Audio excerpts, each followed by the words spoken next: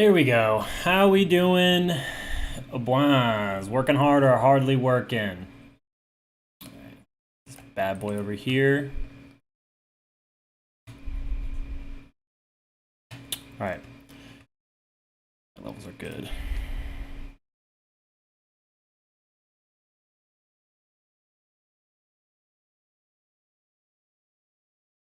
Okay.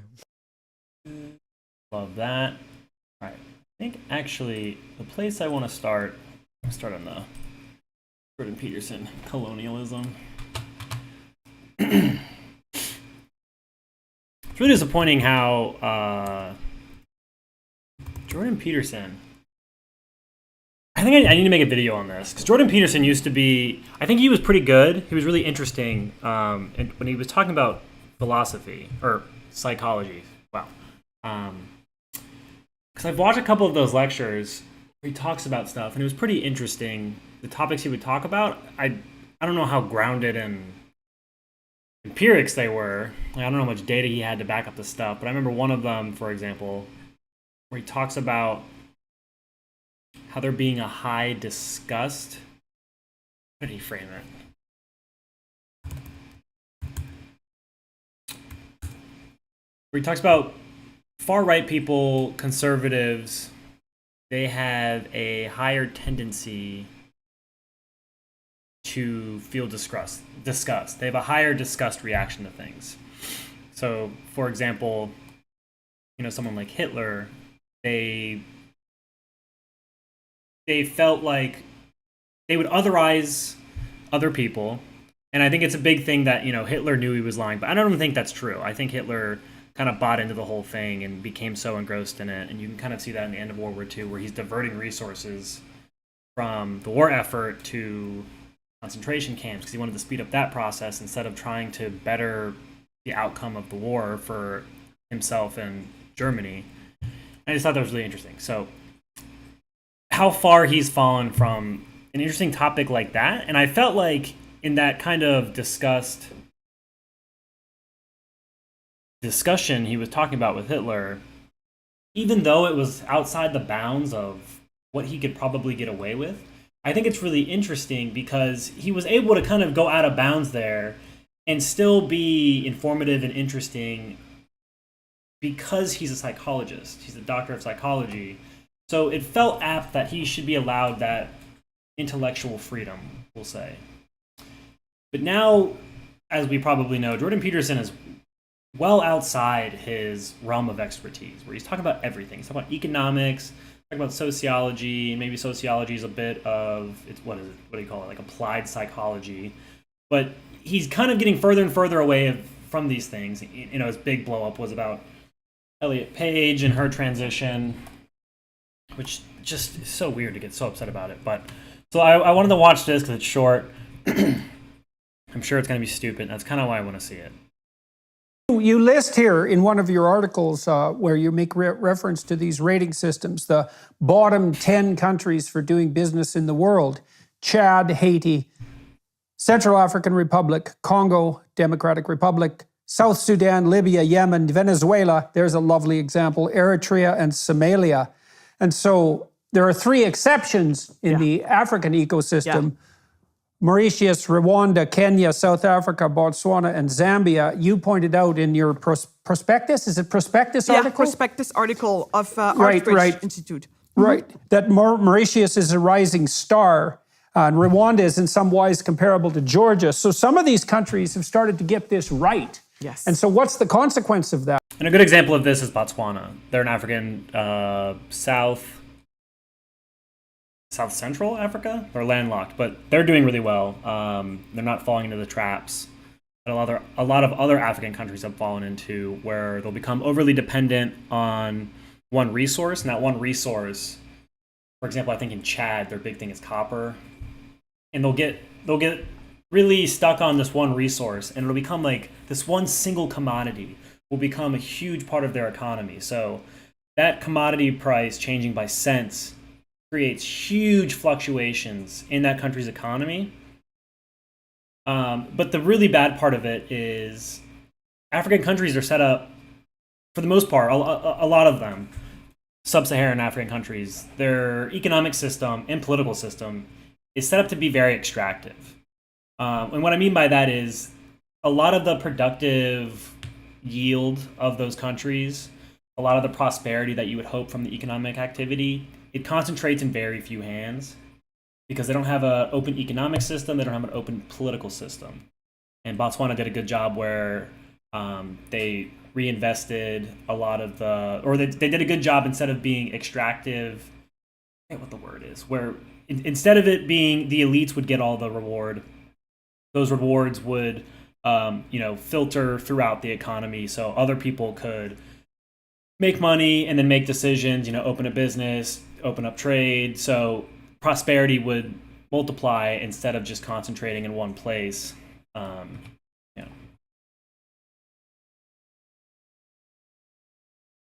But let's see what Jordan Peterson has to say. I don't know who this woman is.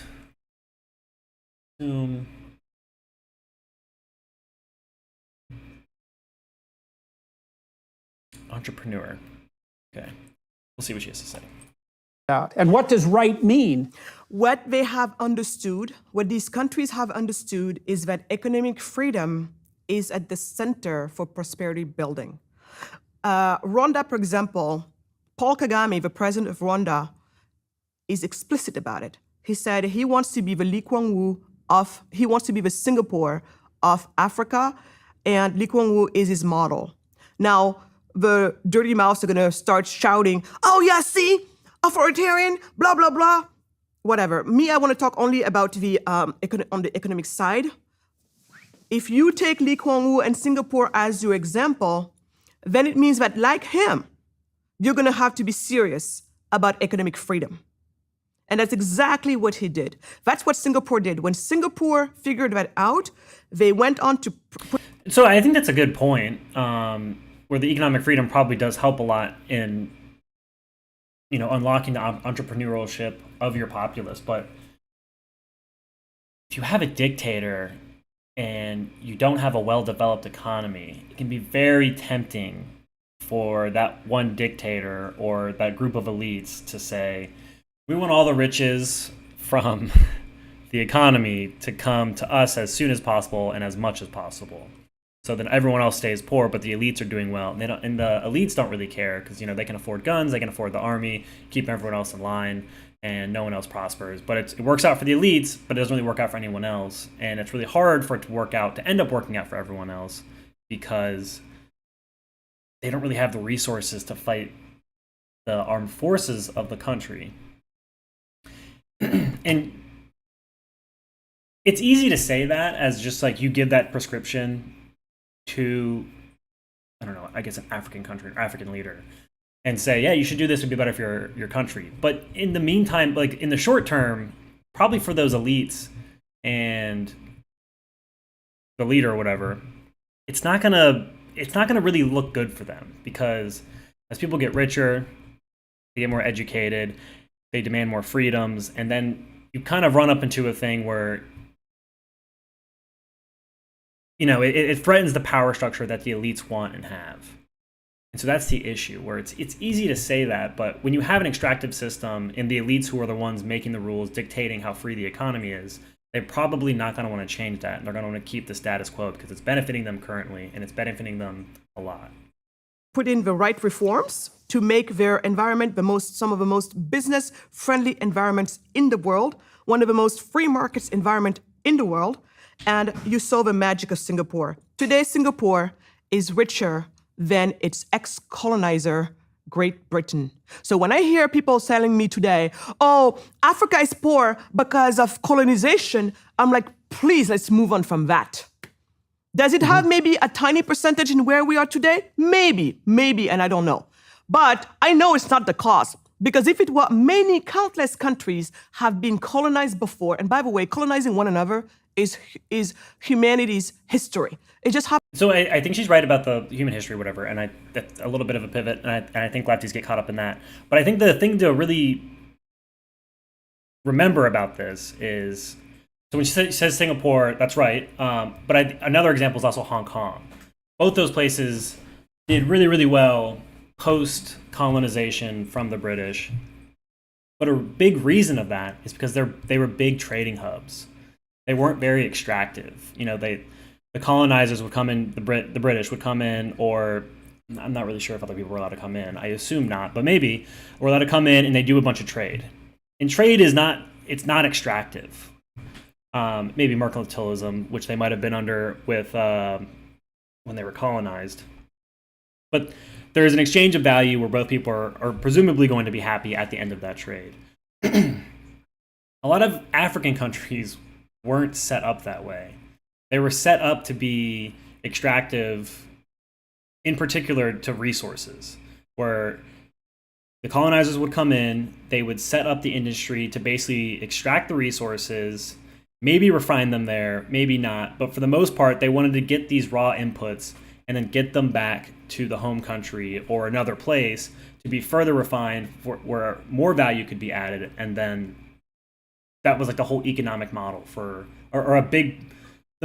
should maybe say majority of the economic model for Africa. And so when you set up an extractive system like that, you don't really make the infrastructure there to create further economic development, because their whole thing is getting out this economic input, this low economic input, and getting out to somewhere else where it would probably be much more profitable, for example, to take like copper and then take it back, refine that copper, take that copper ore, make pure copper, and then turn that copper into other things like copper wire or whatever. But that's not how a lot of African countries were set up when they were colonized, unlike Hong Kong and Singapore, who were supposed to be trading hubs where these resources from all over the place would go there, concentrate there, and then there would be an exchange of resources and values between the colonizers and the colonized. And so after the colonizers left, these were big trading hubs, and so they had a lot of good infrastructure for trade and further economic development that a lot of African countries didn't have. Also, another thing to remember, and maybe they'll address this, is in just like with the economic extraction, when you set up an economy like that, you don't, like in African countries, you don't care what the populace have to say. You don't care what they have to say at all. All you care is that they're getting these raw inputs, which are usually very low skill required jobs. So their education doesn't matter. A lot of the time their health doesn't matter. You just need them to get this output of this, copper ore or whatever it is. And so you usually have like very concentrated power in the governor or the viceroy or whatever it is, whatever system the colonizer is using. And that's how the economic model will run. And then so once colonization ended, natives would take over that system, that existing extractive political and economic system, but now instead of the benefit going to some colonizer, it's going to some native who was, brutal enough, smart enough, clever enough, whatever, to then place himself in that position that the colonial governor was once in, and now he's there. He or she is there, probably he. And now it's the same extractive political and economic system, but now it's just run by natives. Happened that maybe Africa has been one of the last colonized region in the world. So in our psyche, it is there and it acts like nothing happened before to others. But flash news, it's the history of the world. We've been capturing each other back and forth, all of that. So anyway, but the truth is, Singapore richer than Great Britain today.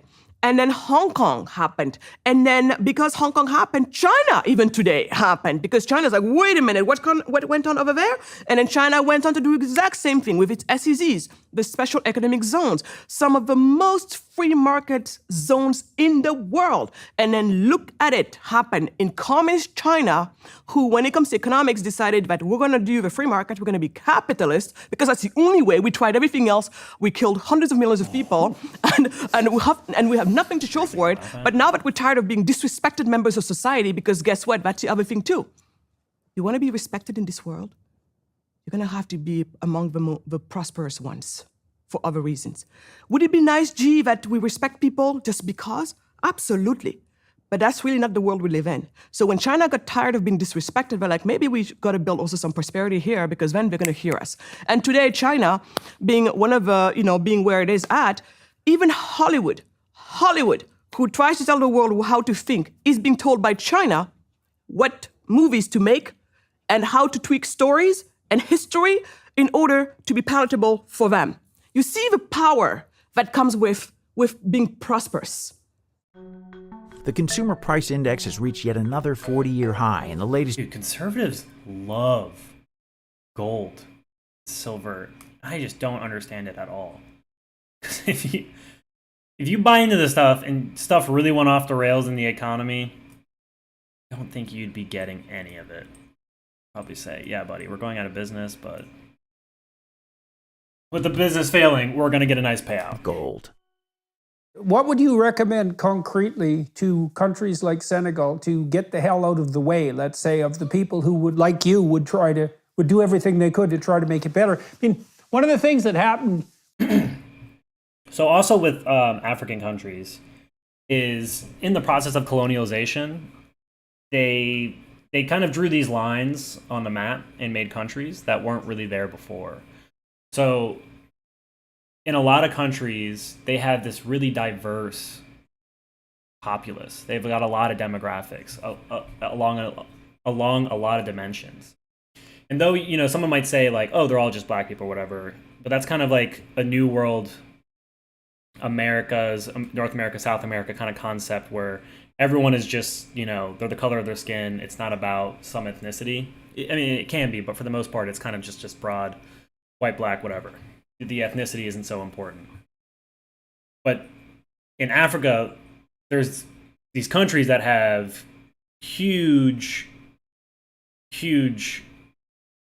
like, ethnic breakdowns. So even though everyone looks like they're black, everyone might look like they're just black or might look the same or whatever. They have these ethnicities that they're really proud of, but there's also a split in Muslim and Christian. In a place like Senegal, there's a pretty big divide in the society between Christians and Muslims.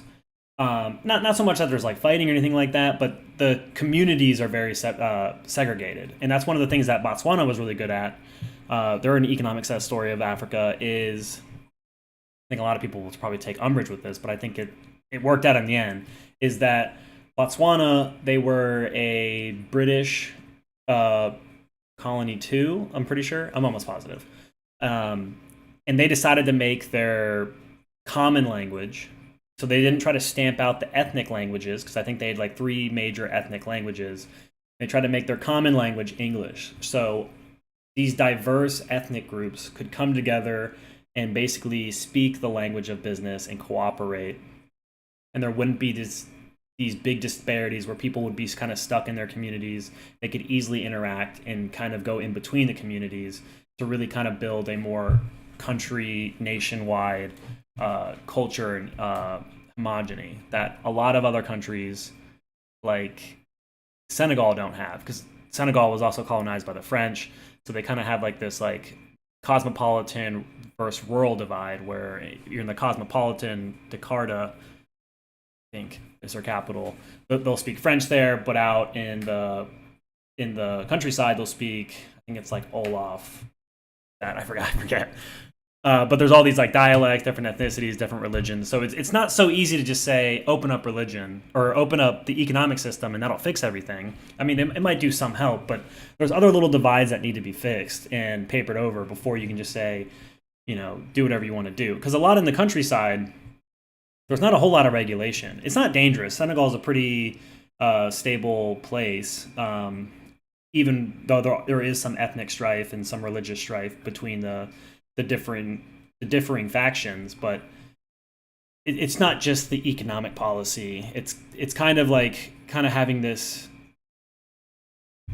It's having like a unified system for everyone to engage with each other and work together without the fear of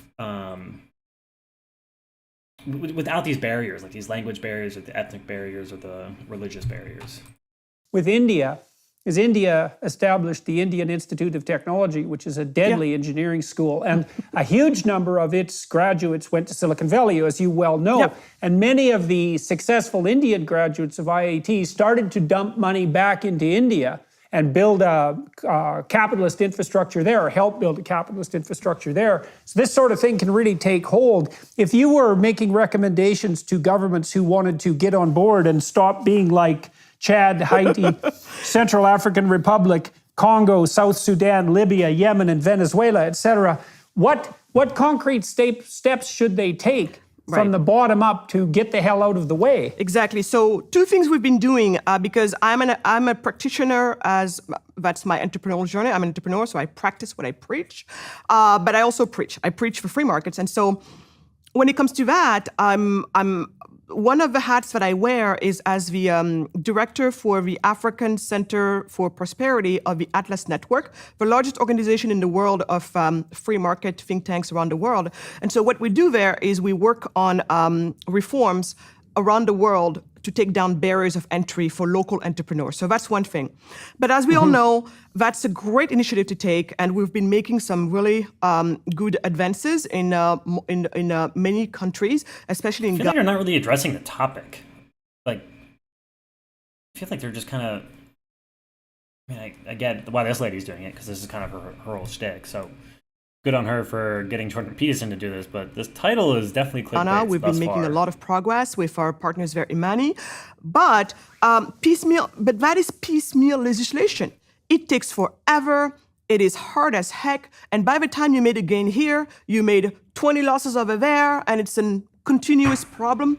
But until we get better, we got to continue at it. So that's one thing we've been doing. And so that's a hat I wear, working with free market think tanks to try to make it easier for local entrepreneurs to join in the party. Additionally, I'm going bold. I'm going radical. For the past few years, we've been advocating an idea. Right. And so this guy says, as a Nigerian, our politicians are destroying the country. The corruption and the corrupt politicians in Nigeria is beyond belief. A country so blessed with natural resources and capital is yet so poor. And that's kind of the issue is, how do you convince the people who are currently at the top, the elites, the leader, whatever, the government, that opening up the economic system to be more collaborative and less extractive would be good for them while also being good for everyone else? That's like really hard to do, because it's almost like the elites, in the short term at least, have everything to lose but nothing to gain, even though they obviously risk like riots and revolution. Idea for Africa that found some of its roots in Latin America. And again, I'm related to the people who are involved in this. My husband being one of the key figures in this movement, a movement called the Charter Cities. Paul Romer calls it like that. He's a Nobel laureate in economics. Others call it the Free Cities. I like to call it the Startup Cities. So the best way to think about it, Jordan, and it goes back to what you were talking about earlier when you use the word operating software. Most of the poor, most of the low-income nations, so meaning back in the days, the way we used to call it is poor nations, they have regulations for poverty. They're basically regulated for poverty, meaning the laws, the set of law, poverty. It only calls poverty. And so what some of these folks have thought about, looking at the Dubai example, Dubai just recently entered the top 10 of international financial centers of the world. And what Dubai did at some point is think about it and be like, on this bare, plot of sand that's technically worth nothing right now as is, this 110 acres of land, sand everywhere. They're like, well, maybe Sharia law is not the best for business. We got to think about better set of laws for business. We're talking only about business, not family law, not anything else but business. And they decided there's got to be something better. And so they looked around, and that's actually when, to take one of the terms you used earlier, they're starting to realize, common law is actually a better way for business, specifically British common law. So at that point, and I'm oversimplifying here because otherwise we can totally geek out. Yeah, we get it. And in America, we benefited a lot from that too. But whatever. Let's move on to the real meat of the issue. Let me just change my stream title.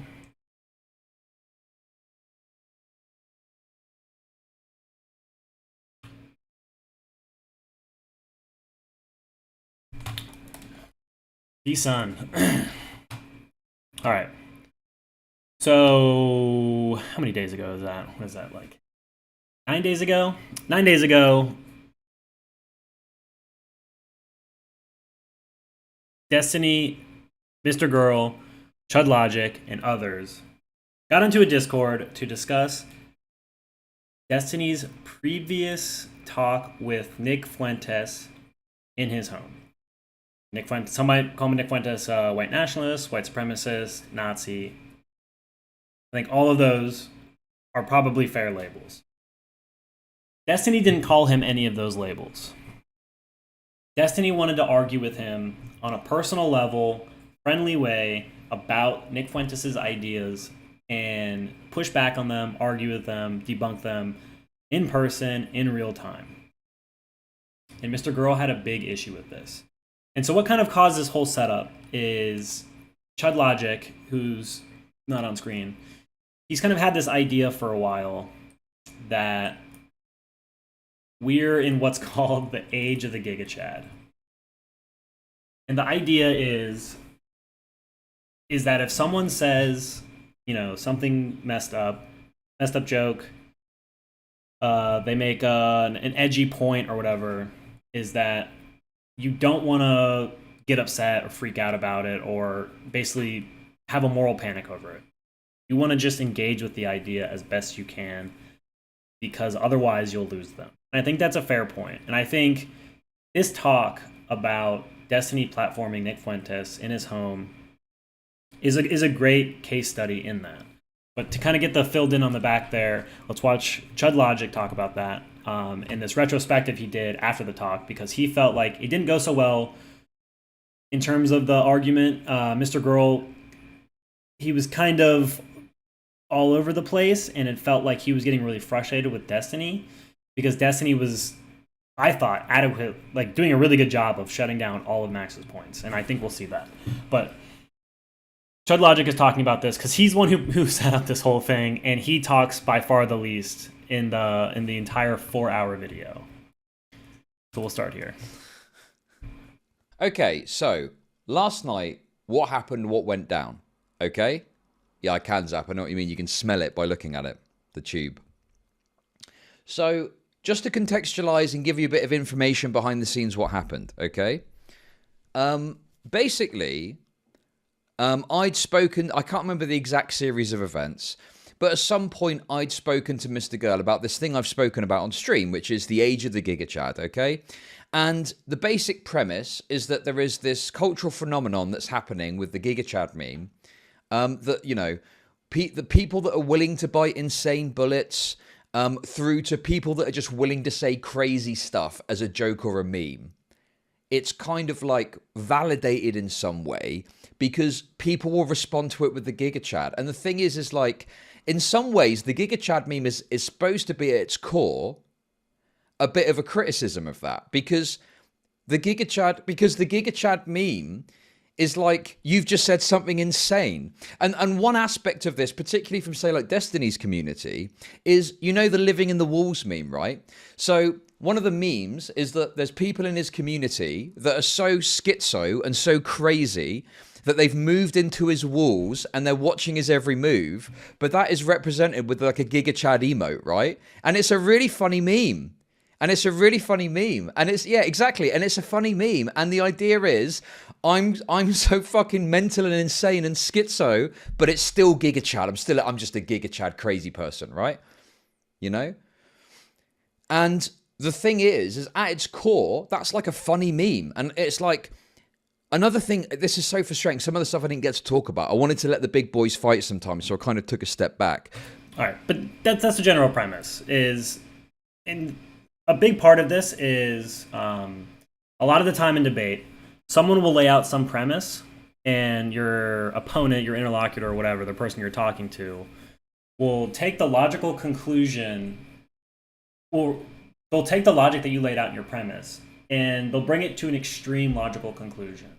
So a good example of this is, if you think it's appropriate to defend your property with deadly force, so someone comes in your house to steal stuff, they don't plan to harm you at all. They're just like, I'm just here to steal stuff. I don't want to hurt you. I don't want to touch you. I mean you no physical bodily harm. I just want to take your stuff.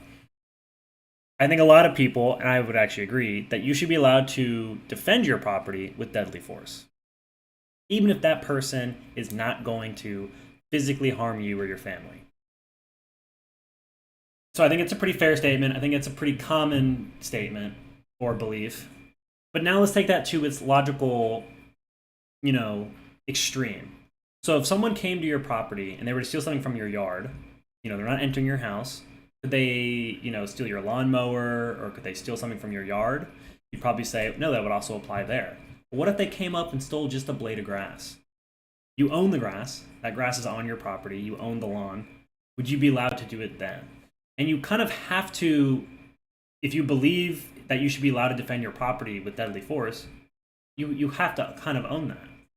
Because otherwise, if you say no, you ask why, and then you basically kind of lost the initial logic that you laid out in your premise that you can defend your property with deadly force. That there's something else going on there about value or something like that. And so if you were to own that statement, it'd be like Giga Chad. There's a logical conclusion from the premise he laid out. It's extreme, obviously, cartoonish almost, and you owned it. You bit that bullet. Giga Chad. All right. So now let's jump in to the discussion that Chudlogic wanted to have about the age of the Giga Chad and Giga Chad versus being soy. And so being soy is like you get emotional, you get kind of frazzled, whatever. You don't really have a good logical grounding for why this is happening, but you don't like it and you want to protest it. And I think we get a great spectrum of all the characters here. So you have Destiny. He's kind of like our protagonist. Like if you imagine it's like a TV show almost. So we have Destiny is like our protagonist. He's the hero of the story.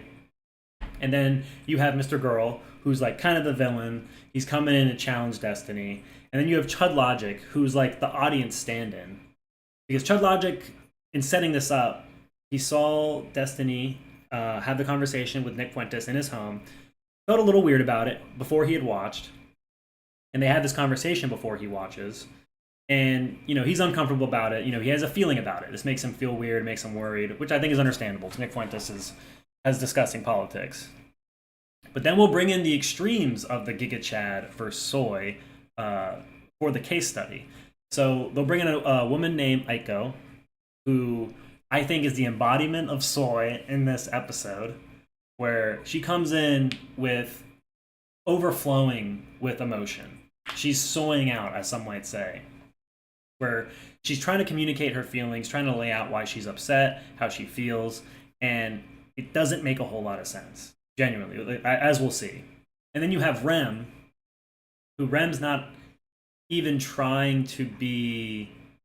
He's not trying to be soy at all. He's basically just going right for the logic, where he's saying, well, what's the logical conclusion? What's the worst case scenario of what can happen here? So, even if we think that something is bad, we have to wonder, like, if this thing is bad and then nothing happens after it, it wasn't really a bad thing, right? No bad outcomes came from it.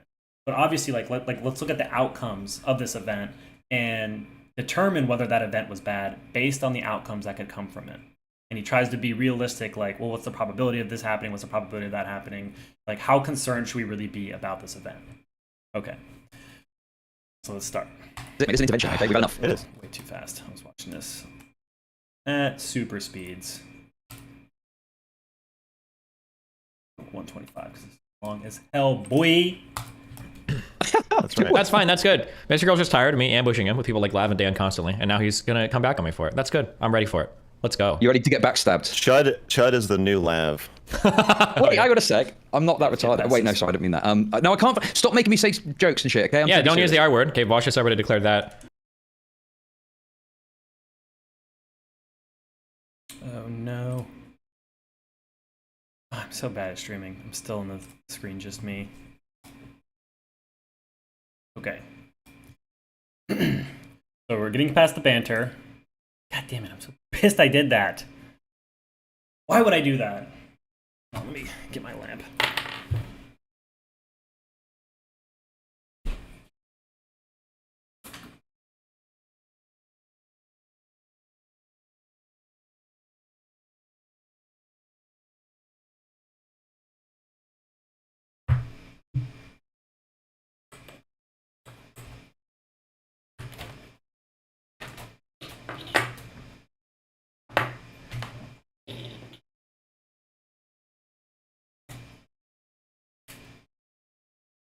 All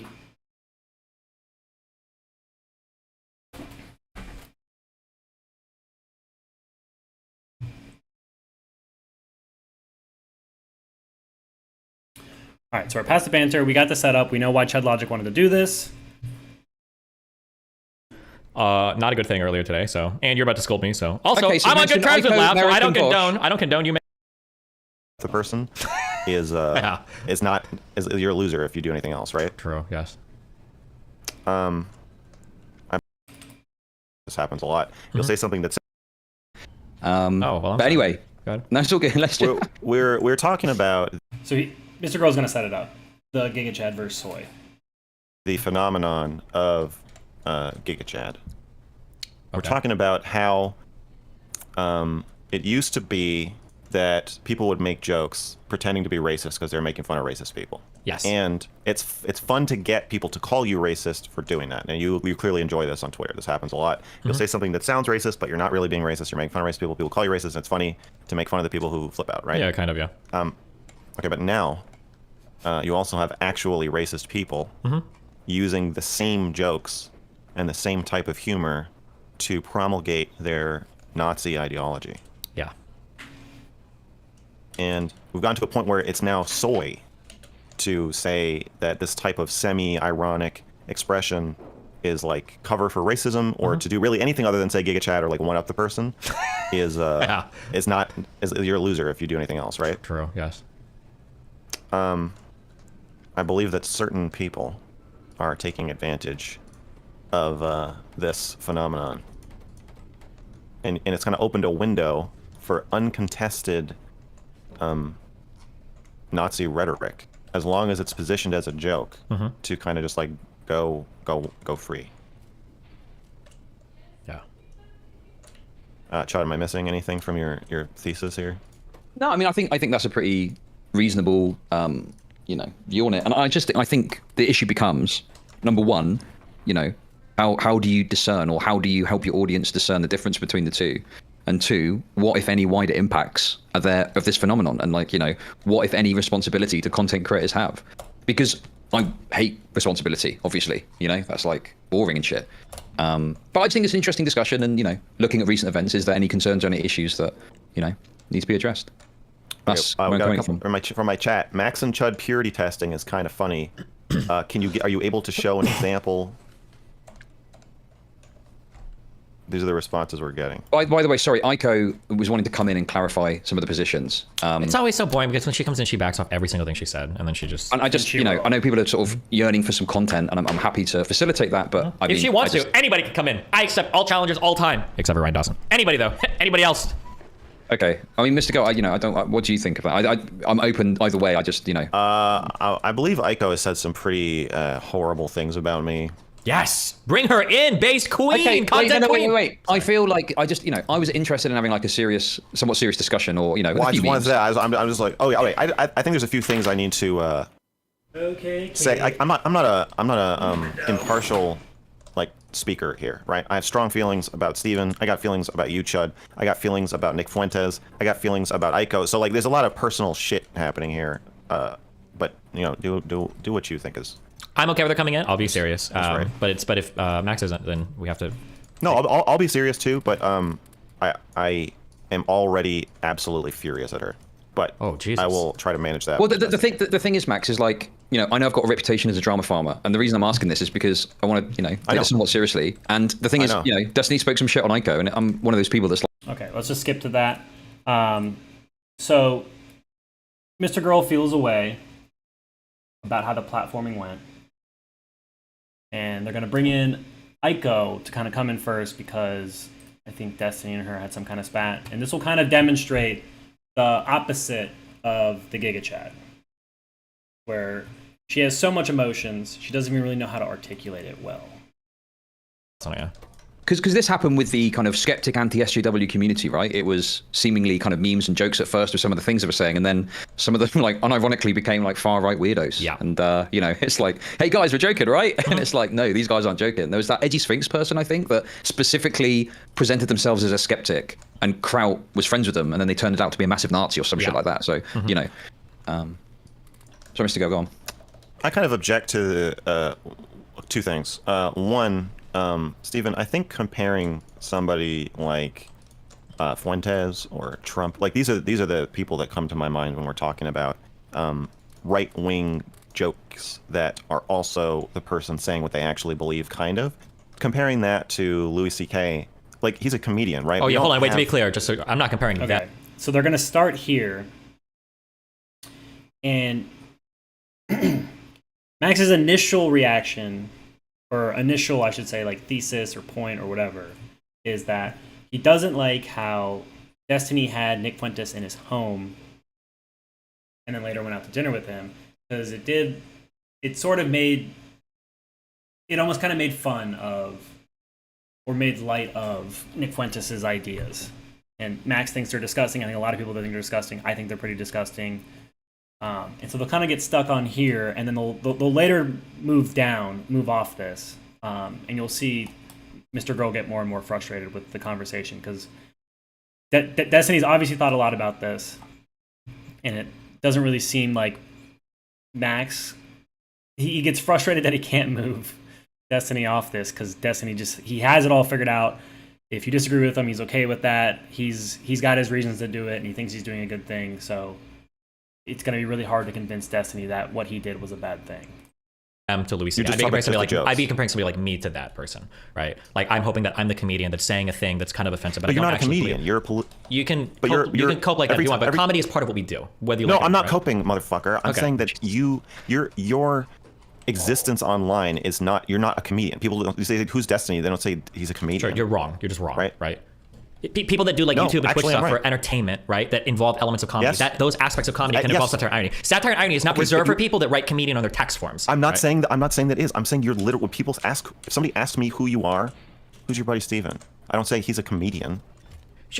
Okay, maybe let me phrase this in a way, because I don't think there's no way you can possibly disagree with me here. So let me find different words. Just call me stupid. Just no, it's not stupid. We're playing like semantics games. When you do comedy, how about that? So not comedians, but people that do comedy. Is that okay? Okay, it's okay, but it's different when Louis C.K. does comedy, because he's doing it for the purpose of making people laugh. And when Trump does comedy, or when you do comedy, you're doing it for the purpose of illustrating a political message. Now, comedians can do that. I'm not saying they're totally separate from each other, but your goal as like an entity is political commentary. Yeah, I don't know how much I'm gonna go this, but I just totally disagree. Like, comedians have been a vehicle for social critique for as long as they've existed. Richard Pryor, George Carlin, Dave Chappelle, like, none of these things are just jokes. All of them are hitting at stuff that might have a deep underlying meaning. And right, and so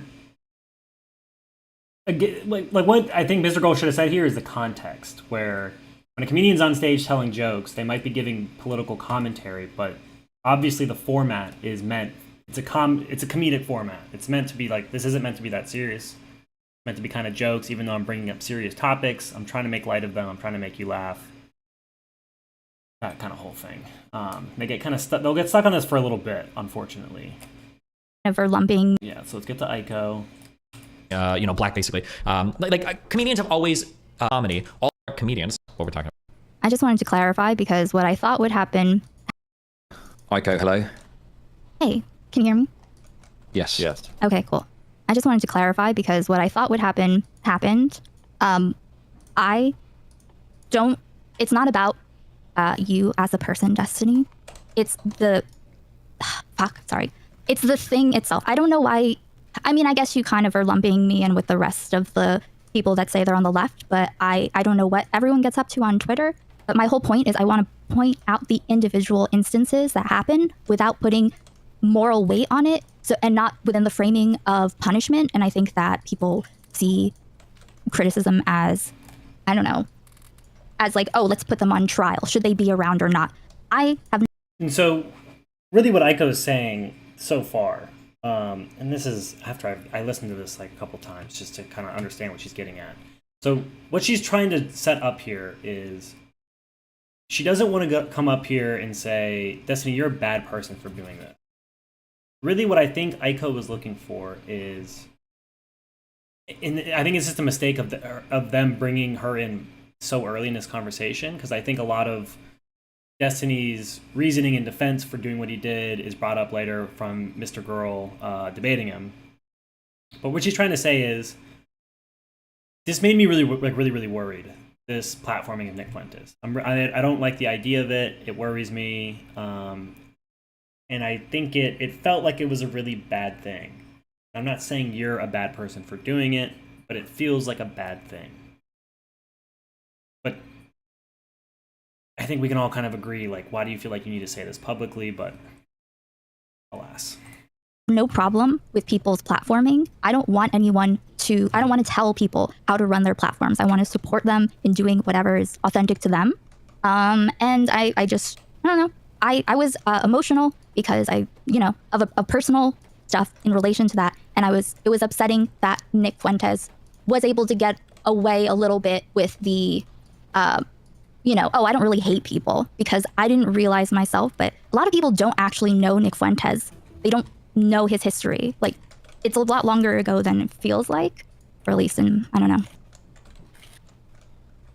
Did anything make sense? I don't know. It was like the most non-committal like series of statements I've ever heard in my entire life. I don't know. Okay. What was even the point of I mean, honestly, okay, this is my Hey, problem. listen, my let me help. And her issue is she really just wants to say she felt uncomfortable about it. Like, that's really her end statement. And I don't know how you could get something else from this. I would love to hear how other people feel about it. But that's what I'm getting from it, is that she felt weird about it. And she's unsure that Destiny made the right choice in doing it. But she doesn't really have any, doesn't really have an argument for why Destiny shouldn't do that. And she even said there are some things that she felt like Nick Fuentes did that Destiny should have pushed back on, but she doesn't even voice those. So, or voice like a specific thing and, how Destiny could have done better, or how Destiny failed in that instance. It's just kind of like this broad, like, it makes me feel bad. And that's kind of the whole idea of like the soy, where instead of her going against the idea, going against the thing of it, she's just kind of saying, these are my feelings about it, and those are my feelings. Okay. I can help you really drill down into detail here, because it seemed like your concerns or criticisms when we spoke earlier was that in the course of this stream, there were some moments where you felt that Destiny didn't sufficiently push back on what Nick Fuentes was saying, right? Yes. That's what I felt like. So maybe we can focus on those moments. I mean, it is what it is. I'm just observing it. And honestly, I just want things to not... I'm sorry.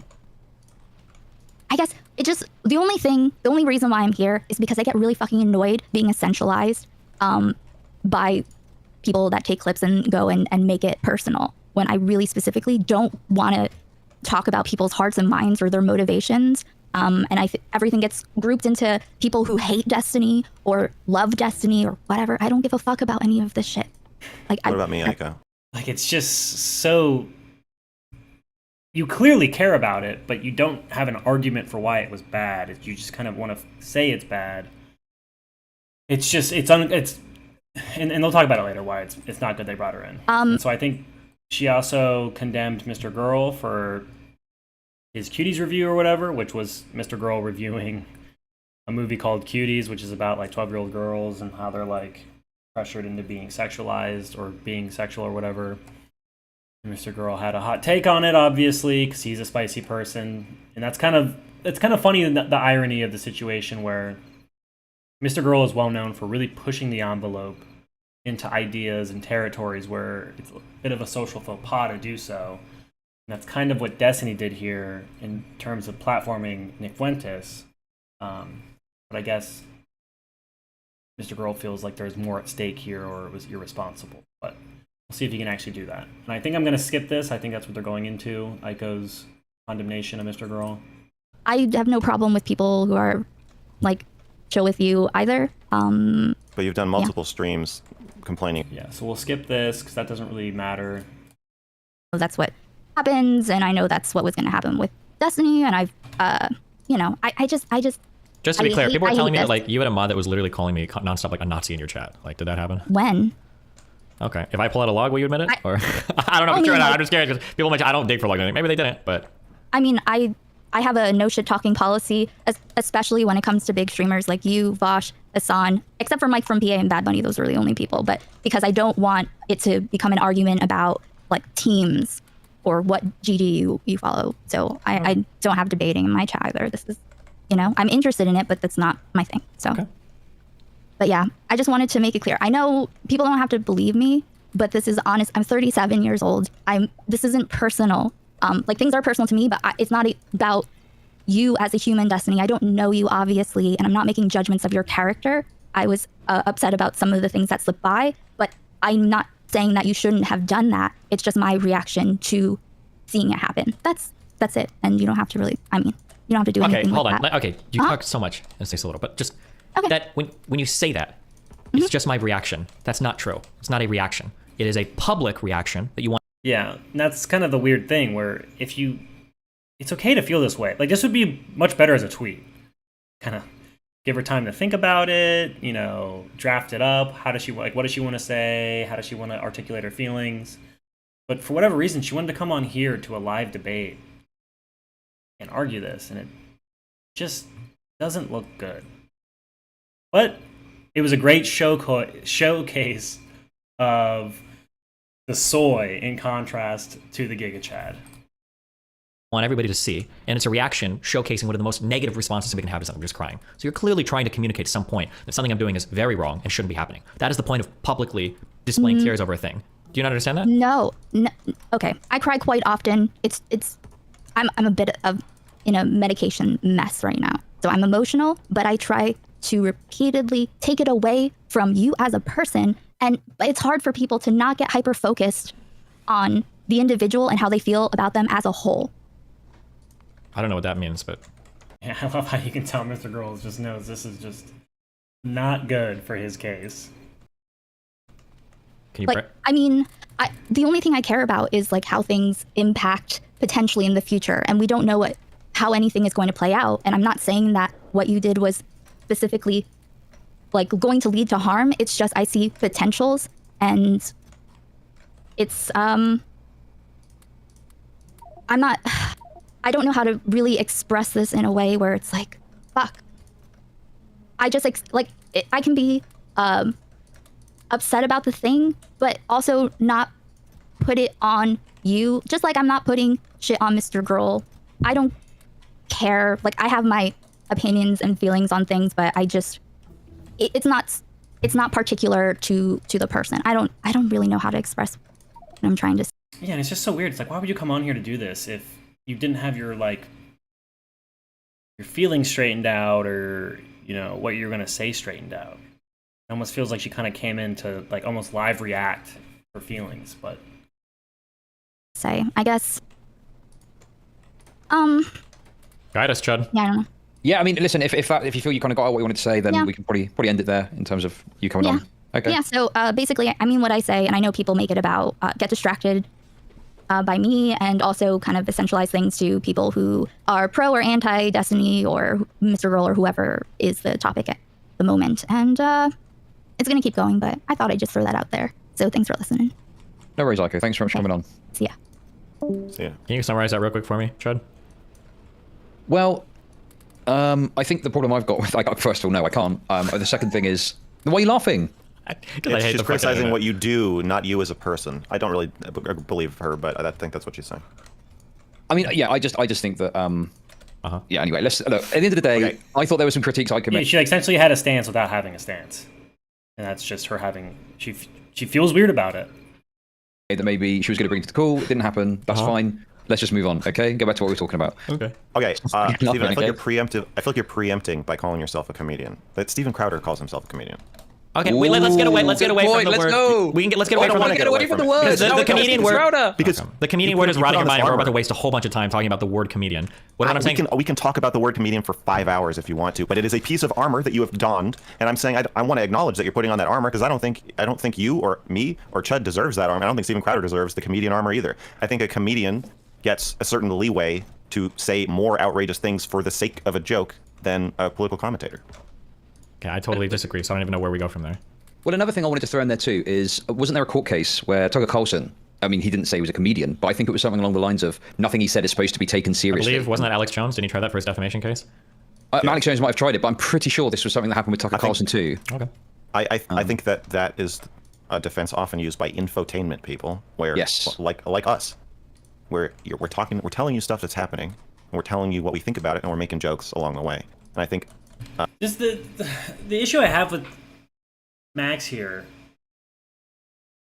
and he'll get to this point later where Max he wants dangerous people, or really a better way to say it is people with dangerous ideas, such as Nick Fuentes. He just wants it to be done in like an only serious manner where it's not fun. It's just really serious. And I think that's a fair statement, and I think he's in his right to feel that way, but it just feels like he's trying to convince Destiny that that's how he has to go about things, and Destiny clearly doesn't feel that way about things. So they kind of just come to this place where Max feels this way, and Destiny disagrees. And they really have nowhere else to go but just kind of talk about their own kind of like feelings arguments for why they feel that way, and they just get stuck here. And that's kind of why it gets, that's why I think Max gets frustrated, because he starts saying like, I don't think you're taking my ideas seriously, I don't think you're taking my arguments seriously. But and Destiny says like, I am, I'm over this. I've come to this argument previously, and now I'm past it. You don't get your news or political takes from a comedian, but you do get them from Destiny. Okay, what would you consider MrGirl, Jon Stewart for the Daily Show? Infotainment, same. What the same ballpark, yeah. Jon Stewart ain't the same as Louis C.K. Maybe not. What about Stephen Colbert from the Colbert Report? What about Bill Maher? Stephen Colbert's. Again, these are all Bill Maher and Stephen Colbert are getting a little closer to comedian, but their jokes per minute are way higher. Yeah, but so I think right there, argument collapsed, because MrGirl's admitted there's a spectrum, and from being purely news, only this isn't fun, we're just trying to tell you what it is, nothing else is going on, and then there's a comedian who is only telling jokes, not supposed to be any serious takeaway. But clearly there's a spectrum there, because Jon Stewart clearly also did the news. Like, there was important stuff to learn from Jon Stewart, but he also tried to do it in a comedic fashion to make the delivery of the news more entertaining and more engaging. And Destiny's just saying he's on that spectrum somewhere. He's not really saying I'm only news or I'm just a comedian, but I can do both. I can engage in serious stuff and comedic stuff, and I can even mix the two. And I think right there, Max's argument, MrGirl's argument is knocked down. Than you or me or Chud, like you'll do an 8-hour stream, and like what percentage of your 8-hour stream is devoted to jokes? Like very little. Right, and that's such a weird like metric. I don't know why that's important. Okay.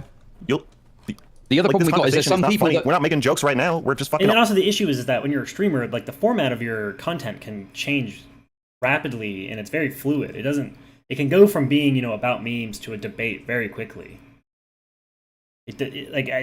It almost seems like Max wants Destiny to say like, hey, we're memeing now. Hey, we're not memeing now. Like in a very like structured and formatted way to like make it very clear to the audience what's going on. But I think that's an unreasonable expectation to put on Destiny. Arguing, I'm ready to fire off. I'm holding back, okay? But listen, here's the problem we've got as well. Some people will be comedians and they'll do stage shows and shit, and then they'll go, right, I've now got a gig doing like a news show, and I'll chuck a few gags in there, and that makes it difficult to ascertain as well, because like they are a comedian, but they're then doing a news show. And I guess the issue here, and I think that this... Okay, yeah, so we got enough of that. Jump ahead. And then I watch it, and I'm like, okay, this doesn't seem quite as bad as I... So maybe he did see it.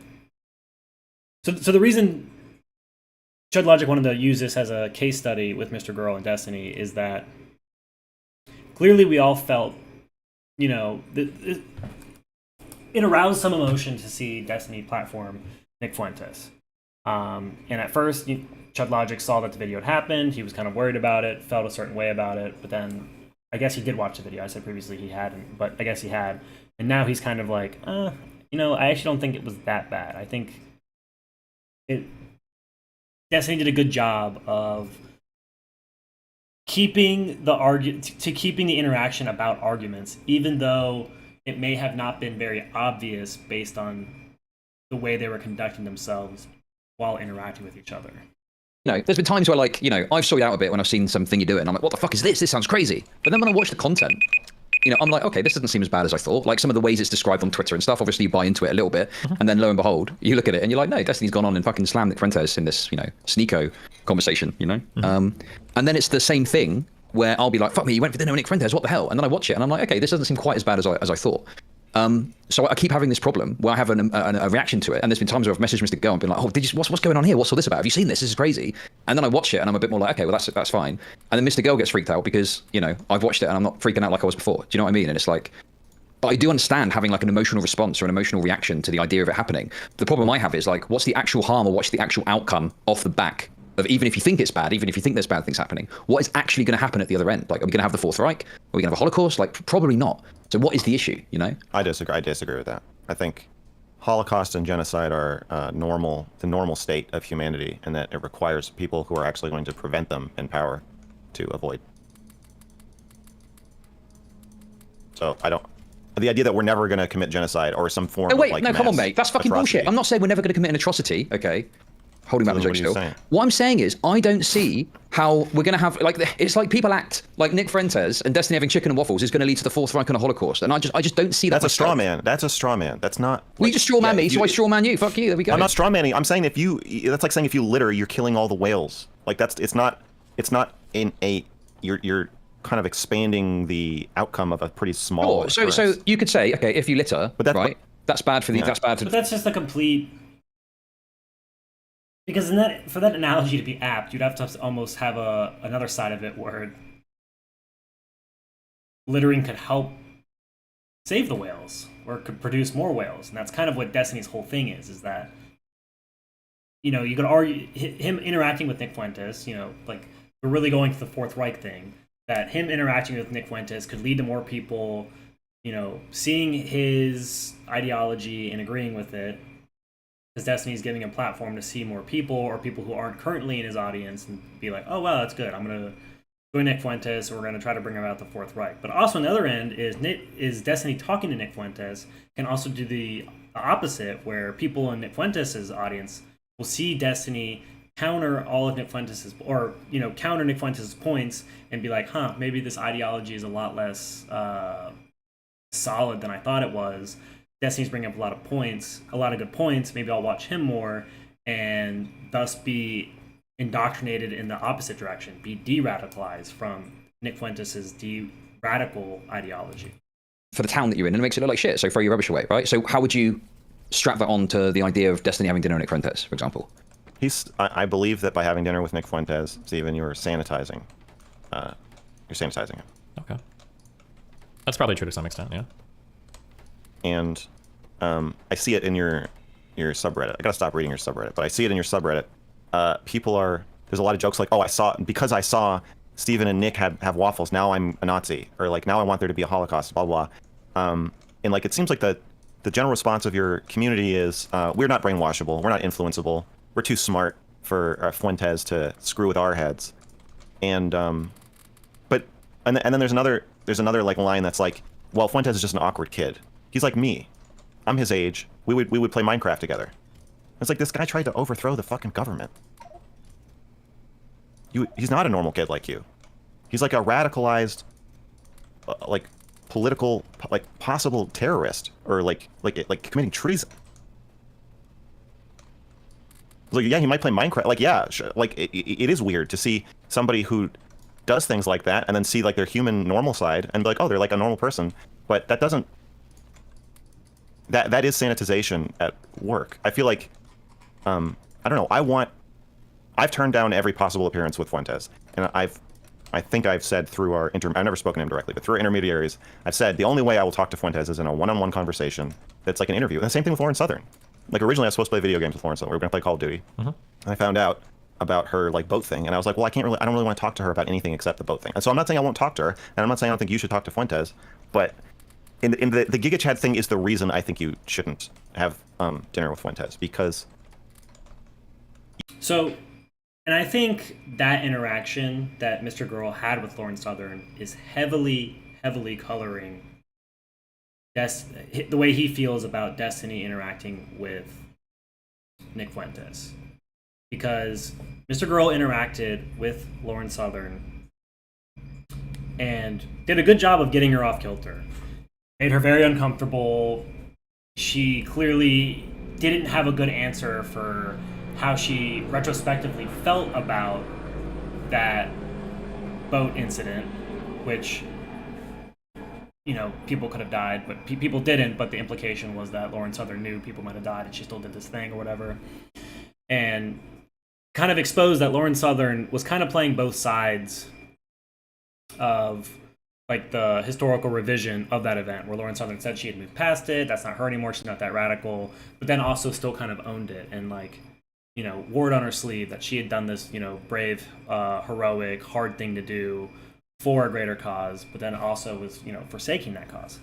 And I think that's a good point, but I think to equate Lauren Southern and Nick Fuentes is just, the way they operate is just so vastly different, where Lauren Southern doesn't really operate that deeply in jokes, where I think she takes herself pretty seriously, which is fine. But I think Nick Fuentes, I think comedy and making jokes is a huge part of how he operates as a political actor. And so I think it's really important to meet them at that place. Because I think the issue MrGirl would have in interviewing Nick Fuentes in a serious manner would be that Nick Fuentes would start making jokes. And I think it would upset MrGirl. And it would, to the topic at hand, it would make MrGirl look soy. And then Nick Fuentes would basically win that interaction, because either MrGirl would get upset and do his best to contain Nick Fuentes as he's making jokes, making fun of MrGirl, or MrGirl would have to leave. And I don't know in either of those outcomes, I don't know which is worse. They both seem bad to me. And I don't know if MrGirl could really go about staging a serious interview with Nick Fuentes without him making jokes and trying to make a mockery of MrGirl. Especially if MrGirl is clearly stated to say, I just want to be serious. I don't want there to be jokes. It can be friendly, it can be cordial, whatever, but I want it to be a serious interview. Like, I think Nick Fuentes, especially knowing that MrGirl has said this now, that he would purposely try to make a bunch of jokes and upset MrGirl. You and him make the same jokes. Like, when you're joking around with him, you're making fun of progressives. In the value in joking with Nick Fuentes, like meeting him at like where he's at, is that you can continue the conversation and he never gets that out of being like, oh, like, look at you, like, you soy liberal, you can't handle what I'm saying, like, just see how weak your ideology is that I'm making jokes and you can't even have a conversation anymore. Like, think about how seriously you take yourself. Like, I'm just a regular person, my ideas are pretty regular, and I start saying some jokes or some ideas and you start freaking out. Like, people think, like Nick Fuentes probably say, like, people think I'm the weirdo, radical, like, insane person, and here you are, like, losing your mind about me making some jokes. And I think that's the tool that Nick Fuentes wants. He wants you to give him that tool, because he loves hammering people over the head by saying, like, you're freaking out, you're overreacting, you're trying to like moralize all this stuff, you're trying to you're trying to pin me to some label that I'm not that label. Like, you're essentially trying to have some conversation in only the way that you want to have it, and you're not able to really like effectively communicate with me because you're some insane liberal person who can't imagine a worldview outside of your current worldview. And when conservatives joke around, they also make fun of progressives. The joke, he pretends to be a Nazi, and when you joke around, you pretend to be a Nazi, but he's actually a Nazi. And so it just feels like because of this dynamic, it makes it, and because Nick Fuentes has said explicitly that he uses humor and irony as a way to get his Holocaust denial or racism, to give cover to it. He's literally said that explicitly. That makes it even more, like, dangerous. Okay. You know where you're getting used by Nick Fuentes? Well, I mean, we're trying to use each other as much as possible. That's a weird dynamic, though, right? Yeah, it is. That's welcome to online politics. You want me to go? Yeah, sure. Okay, so there's like two main different strategies when it comes to dealing with people that are severely politically misaligned with you. I'll say that, severely politically misaligned. So one avenue that we kind of experimented with online was ban, censor, disengage, don't platform. And we did that relentlessly for 3 to 4 years. When I look at the communities that were in charge of that, all of them are dead and gone. BreadTube is gone. That subreddit, if I go and check, probably has like, there's no more engagement there. All of the big BreadTubers, when people were talking about like them rising up and taking over, there's 114 active users on BreadTube right now. Every thread is... Right, and this, I actually looked this up before this. So this is top this month, and it's a lot of Keffel stuff. But top post is 915. Only 107 people on, 710, whatever. And so this is supposed to be like what BreadTube is. It's supposed to be like this aggregation, this community of a bunch of other YouTube communities. So you would expect that this to be a pretty thriving community because one of these creators could fall and another creator could take his place, but the community of the people who watch these BreadTubers would still remain there, and the community would still stay strong, even if one of the creators fell off or whatever. We go to Destiny's. He has less members, but then he has 33 times as many online people, even though he has 10K less members in his community. And this month, 3.4 thousand upvotes, 3.1 thousand upvotes, 2.5 thousand upvotes. Just kind of show you how Destiny is a single content creator, and his community on Reddit is doing better than this aggregation community. Aggregate community of other creators.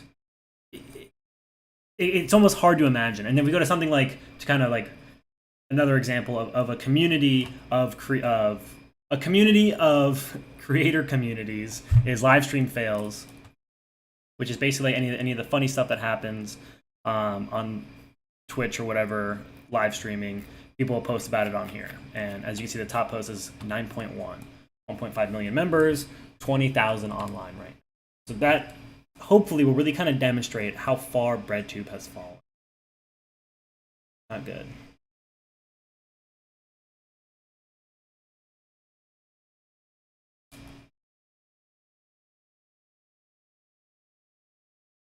One comment to 110003201. This subreddit is dead. All of the BreadTubers, the big BreadTubers, are dead. A couple of the big ones that are kind of hanging on, like Vosh, are kind of like have either plateaued or are falling off. And then some of the big video essayists, like Counterpoints and Philosophy, have largely kind of like moved out. And so that's a good point. And so what Destiny's trying to get at here, if it's not obvious, is that he's always trying to branch out to find people who disagree with him, so he can try to like de-radicalize those people, engage with those people, because Destiny's ideology.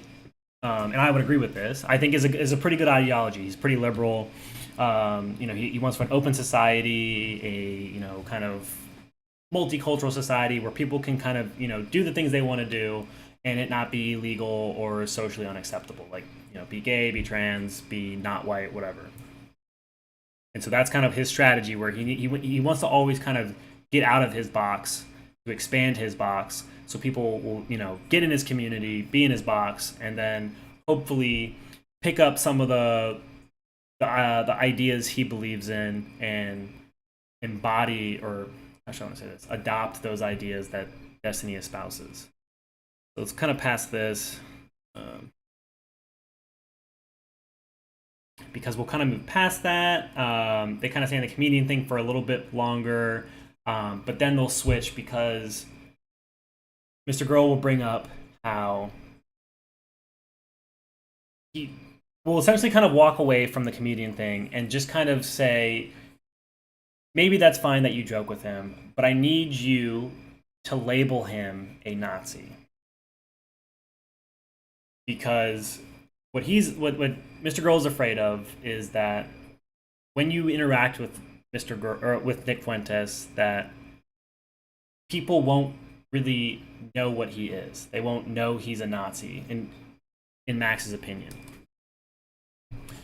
And that so people can see him, they can see him be funny, they can see him be, a normal person, seemingly.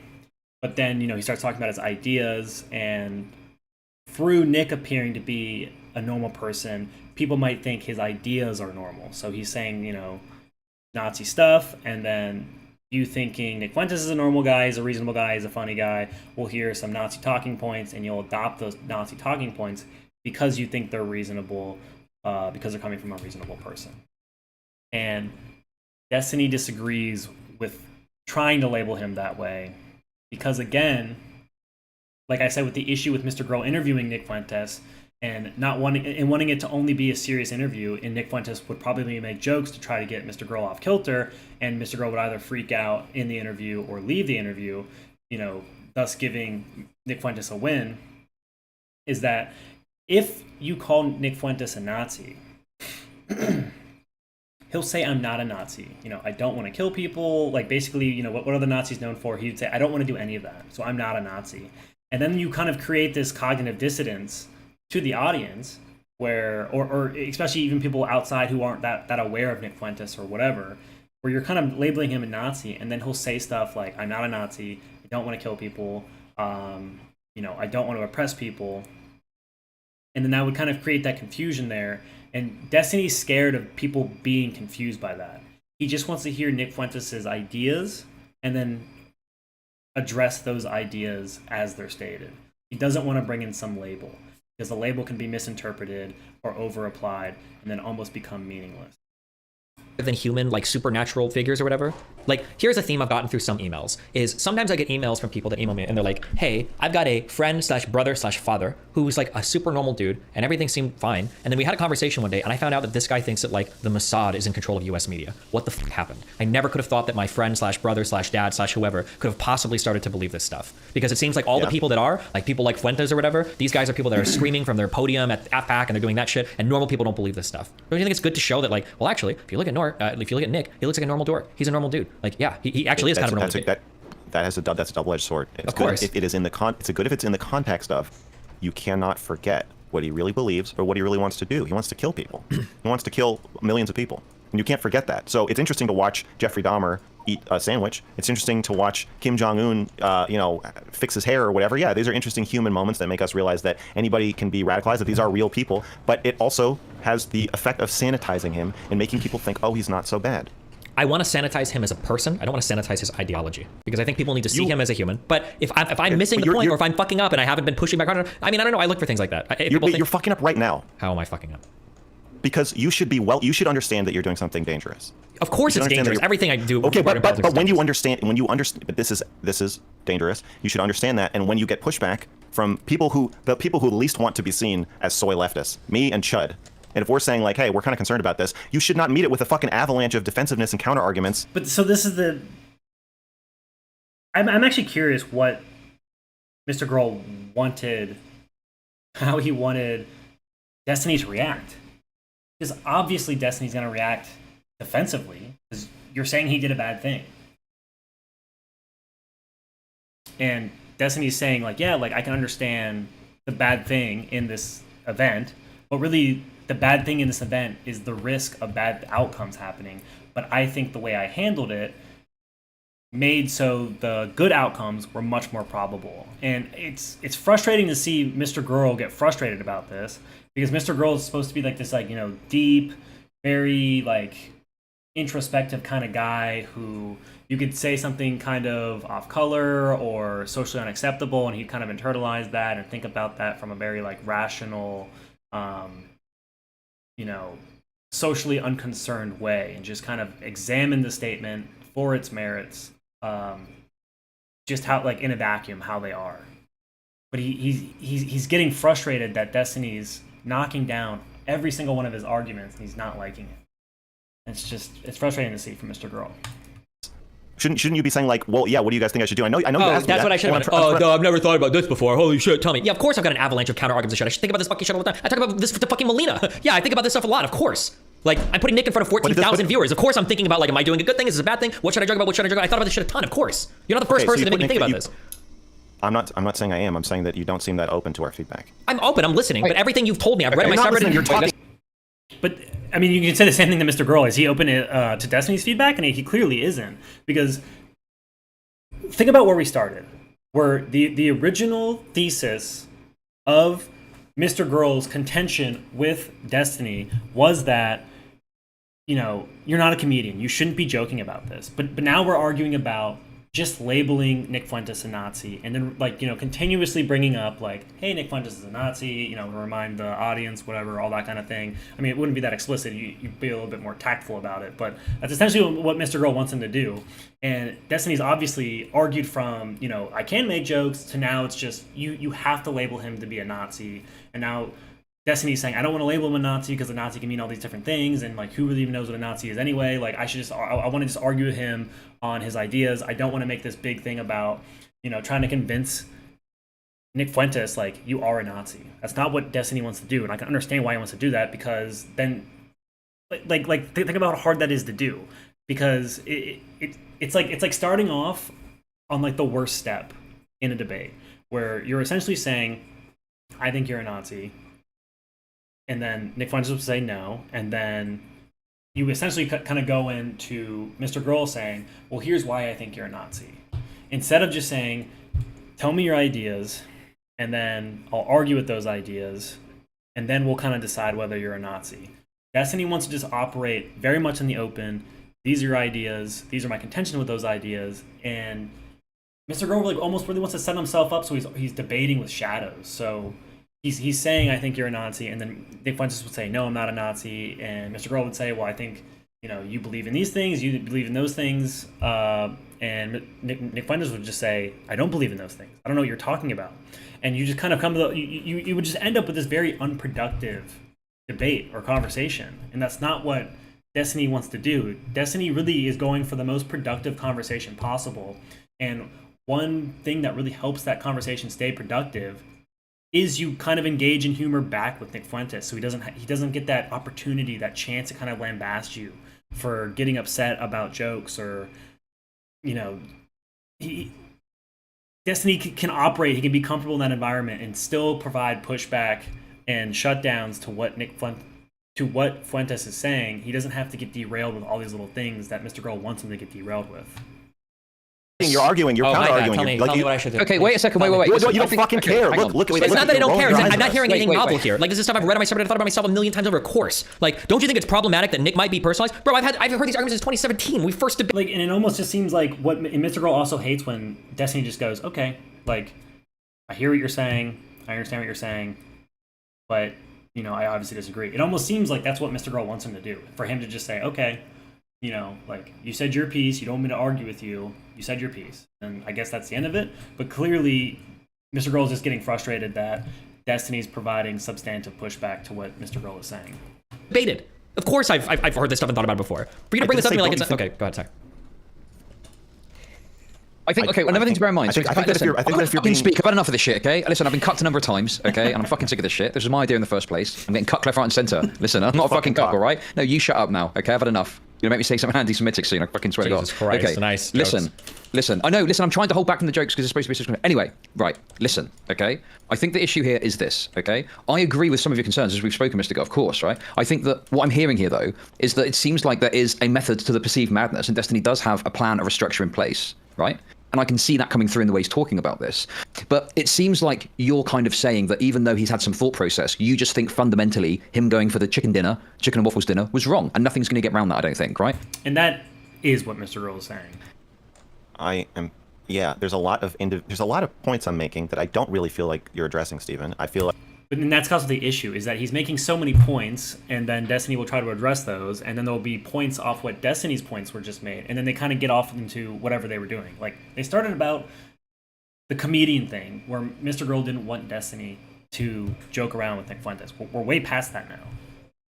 Like, I am being met with a avalanche of counter-arguments and evasiveness. Okay, if you want, you can give me 1 point and we can go point by point if you want. I'll write it down. Okay. Excellent. Let's calm things down. That's what we want. Excellent. I'm so calm. By the way, sorry, I just want to say as well, President Sunday's like messaging me loads. I'm happy to bring him in later, but I just want to have a bit more backwards and forwards. No. Oh, that's why I brought up. Damn it. Because this is actually interesting.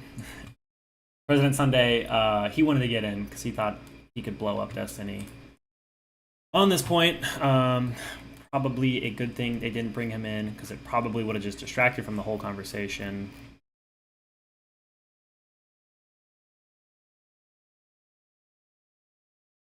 Should have just gotten Chudlogic. Why did I go?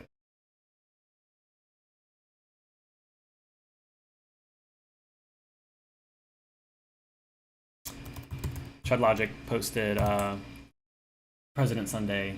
God, why is this so hard? Chudlogic.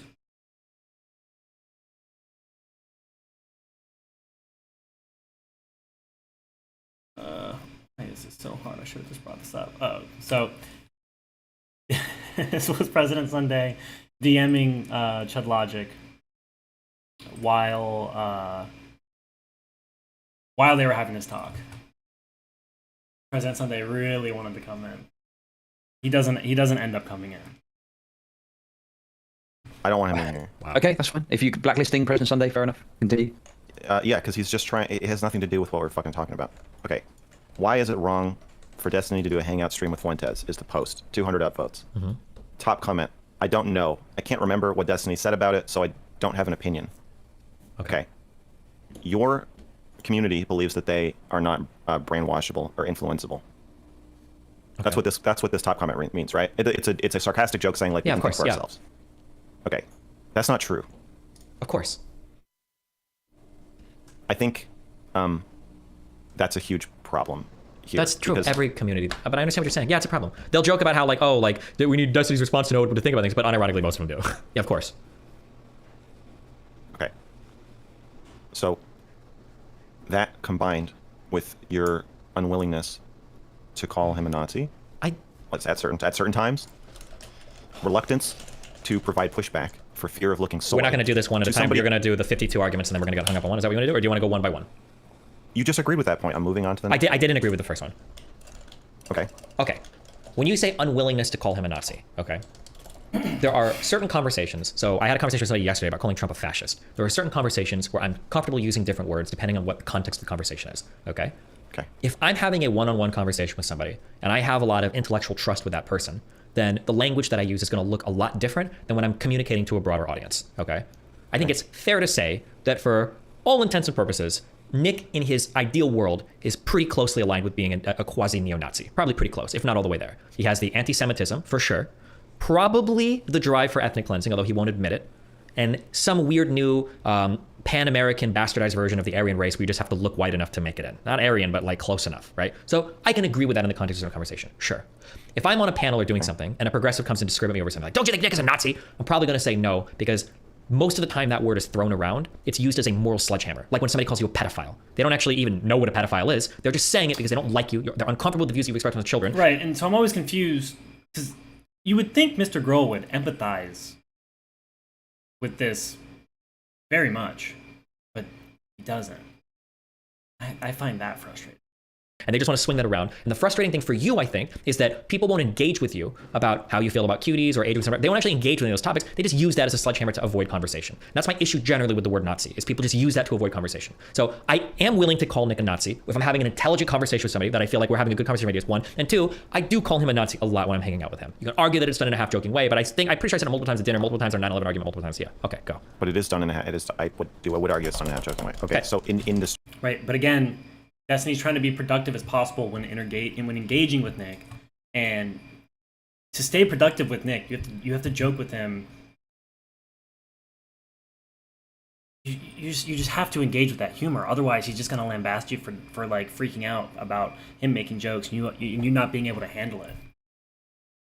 Story in the hypothetical you just gave us. Yes. You're willing to say in front of thousands of people that Nick Fuentes is not a Nazi, given the right context. Depending on the type of conversation I'm having, yeah. Or that you shouldn't call him a Nazi. Okay. Yeah. Or call his fan base Nazis. So this is a problem for me, because you're saying that you can be socially pressured or spited or whatever into saying Nick Fuentes is not a Nazi in front of your extremely impressionable audience who believes they are not impressionable, which makes them even more impressionable. That is sanitization in action. That is why Nick Fuentes has his sights set on you as the sanitizer. At first it was Stardust. Am I good? Or are you pausing? What? No, that's it. Yeah, go ahead, Okay. whenever. So when you say you can be socially pressured into saying something like it's a negative, that's not a negative. That's rhetoric, right? Rhetoric is where you're trying to persuade in some social thing, not in a vacuum, right? An argument might look mathematical or philosophical if I'm just writing a paper and I'm literally just like, here is the thing, right? But when we talk about like the whole part of the pathos part of the triangle is making certain types of appeals relating to the audience, or the ethos of like building your own character up, or whatever, right? So part of rhetoric is being familiar with social pressure. It's an important part of understanding how your message is being received. Number one. Okay. So that's number one. So number two, you're saying that I'm saying it in front of an impressionable audience. That is true. My issue is that I have never, ever, ever, I don't water down Fuentes' beliefs. I just want people to accurately state them so that they can be attacked with accuracy. Right. And so that's really the main point. And I just feel like this conversation is so disappointing for me for MrGirl, I feel like. Because I really just feel like... Because I think MrGirl knows what Destiny's talking about. I think MrGirl is just so in debate mode at this point that I think he's afraid of stepping away and kind of saying, okay, like, I see your point. And I'm not even saying MrGirl should feel convinced or anything like that, but maybe, you know, maybe say like, you know, this is it. I get it. I've got a good feeling about it. You know, I see where you're coming from. I've brought up a lot of things I felt really strongly about, and you've put up good counter arguments to that. So I think I should, you know, kind of step away, digest this, and, you know, kind of rethink what I was thinking, and kind of like see how I feel about what you said and my previous stance, and like kind of what comes out on the other end. But he's not willing to do that, and it just feels like MrGirl is like just looking for any little surface area he can get, and that if he can just get on that little piece of surface area of like weakness in Destiny's like stance or worldview in this matter, that he had won. But so far, every one of MrGirl's like attacks in this issue have all been thwarted and been knocked down. Like, and I would say like incredibly thoroughly.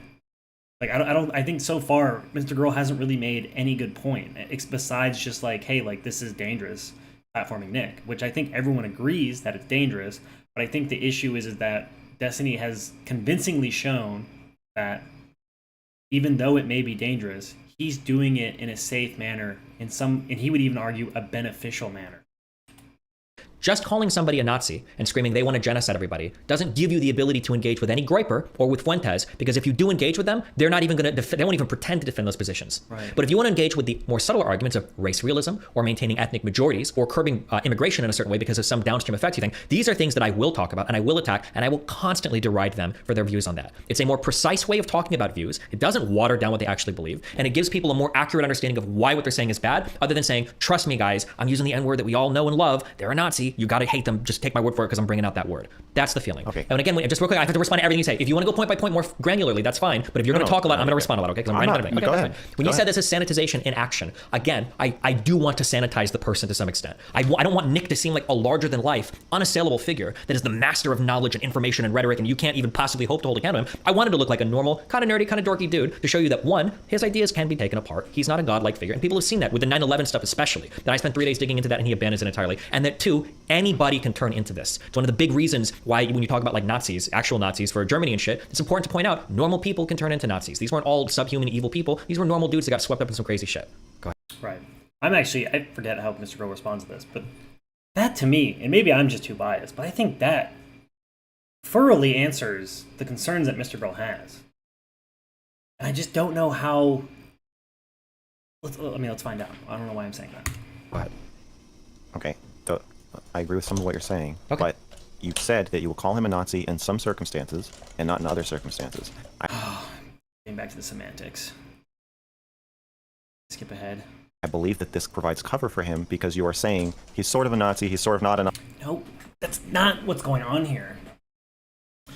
It's the shorthand thing. It's the shorthand thing where Destiny's saying in shorthand, like, hey, if I wanted to like quickly summarize this, I think, you know, it might just be appropriate to call him a Nazi, whatever. But when he's actually engaging with him in person or having like a real discussion about what Fuentes' ideology is politically, it's not saying he's just a Nazi is going to be incorrect, because he, like Destiny said, Destiny won't even pretend, or Fuentes won't even pretend to, you know, claim that label or defend the points that you would bring up in trying to label someone a Nazi. He'll easily and effortlessly abandon that label, and then you're basically just trying to like pin the tail on the donkey, trying to say you are this thing, and he would just say back, I'm not that thing. And it's just that's not a productive way to go about it. Nazi. It's kind of a joke that I call him a Nazi. It's kind of not a joke, but I'll also non-jokingly say he's a Nazi. And it is through this blurriness and confusion of how you... And then So I think what Destiny does a good job of with the joking, calling him a Nazi, is that he is signaling that, like, you know, some of the ideas you're bringing up and the things you seem to be worried about politically, you know, and I think most people who are liberal would agree with this. Most liberal people, I would hope, would agree with this, that you know, there's some red flags going on here. That if someone were to say this stuff and I didn't know them that well, I might assume they're a Nazi. And that's kind of why I think Destiny will call him jokingly, because he doesn't really care about labeling him like that. He kind of wants it to be a joke. And I think that's a really effective way to do it, because he's kind of signaling to his audience, anyone who's watching, like, these are kind of Nazi ideas you're talking about. I mean, I like, if you really want to challenge me on that label, Destiny would say, oh yeah, it was just a joke, whatever, right? He'll back away from it. But it kind of does that idea of signaling it, where it's like, you guys all heard what he said. I think that's kind of a Nazi idea, but I'm not worried. I don't care to really label him a Nazi. I think that would be ineffective, because that's, again, like I said this previously, Fuentes would just go, well, this is what Nazis believe. I don't believe in that. I don't believe in killing people. I don't want to, you know, I don't want to round up people or put people in prison just because of something that's intrinsic to them. You know, I care about other things. And then, you know, it's just not effective to do that. But I think it's effective for Destiny to kind of make a joke about it. It kind of signals it, kind of like says like, yeah, like you're, you know, you guys are like throwing up some red flags about Fuentes' ideology, and those like you having those flags about what he's been saying like are correct. Like you should feel a little worried about what he's saying. You should feel a little yikesy. You're saying I don't even know what a Nazi is, but then you're saying he is a Nazi. Okay, we're gonna skip this because this is actually so boring how they. Oh, I remember this now. Yeah. So, but at this point, MrGirl just wants to talk about kind of like how would audiences interpret the word Nazi and why he should still use it, and eventually, or ultimately, the reason Destiny doesn't want to use it again, and I just said this, is that Nick Fuentes won't even pretend to defend it, and Nick Fuentes' audience probably won't claim that label. A significant portion of it probably doesn't claim that label. And so by saying Nick Fuentes is that, and a lot of Nick Fuentes' audience probably, obviously, have a lot of common views as Nick Fuentes, either just originally or from Nick Fuentes. So by saying that, it's not going to be effective in saying that. And if I can give my own personal example to kind of show how Nazi or other words can just lose their value, for example, fascist, is all the time on Twitter, Reddit, whatever, socialists will always say, you know, scratch a liberal and a fascist bleeds. Basically mean that all liberals, just under the surface, are fascist. I don't think I'm a fascist. I think I'm very anti-authoritarian, very pro-democracy. So I get very upset when, you know, ideas that I believe in are equated with fascism. And you could never, ever convince me that I'm a fascist. So, and even if you could argue that, like, you know, me being pro-capitalist, or, you know, me thinking that there should be police or fucking whatever thing you might try to like equate with being a fascist belief, you're gonna just absolutely lose me in any kind of argument, because I'm not a fascist. I would actually want to spend the rest of the argument just arguing about whether or not the beliefs I have are, you know, fascist beliefs, because I strongly believe they're not. And that's going to be a very unproductive conversation. All right, let's skip ahead. Word with any sort of power or authority, because and so, you know, MrGirl is basically just saying like, hey, like, you know, you control your audience and kind of what words mean, so you should, you know, say that for your audience. But he's not considering that by saying that he'd be losing Nick Fuentes' audience. They don't believe they're Nazis for the most part, I would assume. Different experience, different groups of people are watching with their friends. I think that there are certain words. Just a fucking semantics debate. Just honestly, MrGirl, what are you doing, dude? Okay, I think they had brought in Rem. Damn, I want to see Rem to kind of lay out. Blurry. I understand wanting to dip in and out of these frames. The problem is Nick Fuentes specifically, explicitly wants to dip in and out of the frame of Nazi so that he can get his ideas out there, but claim deniability. And in you dipping in and out of. Yeah, but then understanding that, so what MrGirl's talking about is Nick Fuentes. There's a clip from Nick Fuentes. I don't care to find it.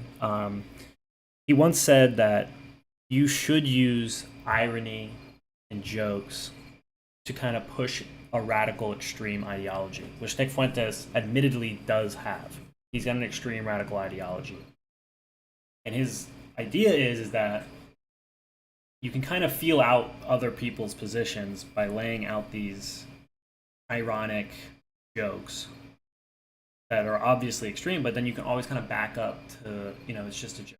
Actually, and you'll see Nick Fuentes do this a lot. He'll say something extreme, racist, anti-Semitic, whatever, and he'll say that's just a joke. That's just a joke, of course. But it's to kind of signal a little bit, but it's almost like a dog whistle, but it's just a regular whistle.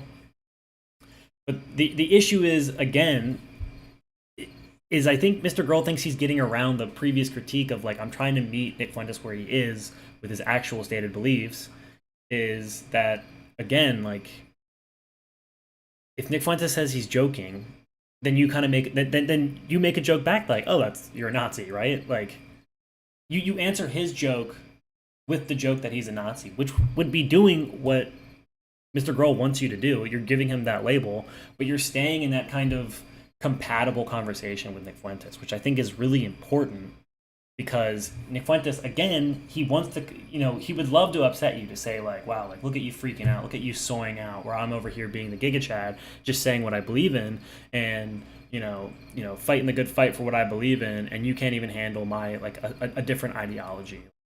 How sad is that? Like, he wants so badly to do that. And this is maybe a bit of a tangent, but I think even another good example of this is there's another guy named Mr. Medicare who, like, kind of signals right wing, alt right, whatever. But he's, like, much more about, like, just kind of, jokes and kind of looking at drama on stream or whatever. And Mr. Medicare and Nick Fuentes had a debate where Mr. Medicare was kind of just going after Nick for all these, like, supposed things. And eventually, due to all the critiques, Nick Fuentes was just saying, like, it seems like you're kind of just being, like, a hall monitor, like, you're just trying to police what I do. I do something bad, and you're just like, oh, you can't do that, that's bad, or whatever. And because that's his last, like, that's his favorite tool of a defense for his beliefs, is to kind of just say, like, you're being soy, basically. You can't handle this, or you're being soft, or I'm just doing what I got to do. I'm saying what needs to be done, and you can't handle that. And I think that's really important, that Destiny just completely gets around any excuse for Nick to use that. Of the frame of Nazi with him, you are providing him cover for doing that. You're helping him. And that is part of why he's so attracted to you and your platform. When people do it does matter. It matters to me because he wants to kill me, Steven. I don't care that he wants to kill you. That's not relevant to the conversation. Family. He wants to kill and again, I think it's really important to bring this up, is Nick Fuentes hasn't ever brought up that he wants to do a genocide. So you yelling at him, like, you want to do what Hitler did, he's going to just say no. And the issue is that you can do your best to kind of equate, like, white supremacy with Nazism. But the issue there is like, when we look at back at, like, 1950s America, a right-wing person then, you could call that person a Nazi, but it doesn't really make sense, right? Like, someone from the 1950s, a white man from 1950s America, they might have fought the Nazis. They might have been disgusted by, fascism and, not being pro-democracy, but might have been extremely racist. So and this is kind of the issue here, where you just have to kind of meet them where they are and forget the label. Get past the label and just get to their ideas, and then try to destroy their ideas. It's not worth quibbling over, do you fit in this label? Do you not fit in this label? Who cares? Kill my friends. That's why it matters. That's cool. If it sounds like I'm looping, it's because the conversation. That doesn't matter. Using the word or not using the word doesn't mean anything. Cool. Then go complain to the people that ruined the word. And then now it can't be used effectively at all. You are ruining the word right now. If I never said it again, the amount of harm would never change about the word. How come when you are held, you're taken to task on this issue, you are saying it's the leftist's fault? I'm talking. Literally an hour they do that. I mean, it's not really an hour, but almost. And then we can admit that it would be a 3v1 dogpile, and admit that that's what we're doing. I'm a big boy. That's okay. Go do it. I'm not saying you're not. Okay, I think this is Ren. So Ren will kind of be the more Giga Chad side of it, where he's almost anti-soy, where he kind of just wants to get at what are the outcomes of this event, and let's examine those outcomes. The probability of them, how much utility they have, how much damage they do, so on and so forth. if you're okay with it, that's fine. I just think we want should to be take a careful. step. Listen, I mean, I kind of have kind of both sides to some degree anyway. So I'm happy to take a step back, and it's fine. Don't worry about it. As long as you're comfortable, Max. I don't want to make you uncomfortable, but Well, you've brought so far.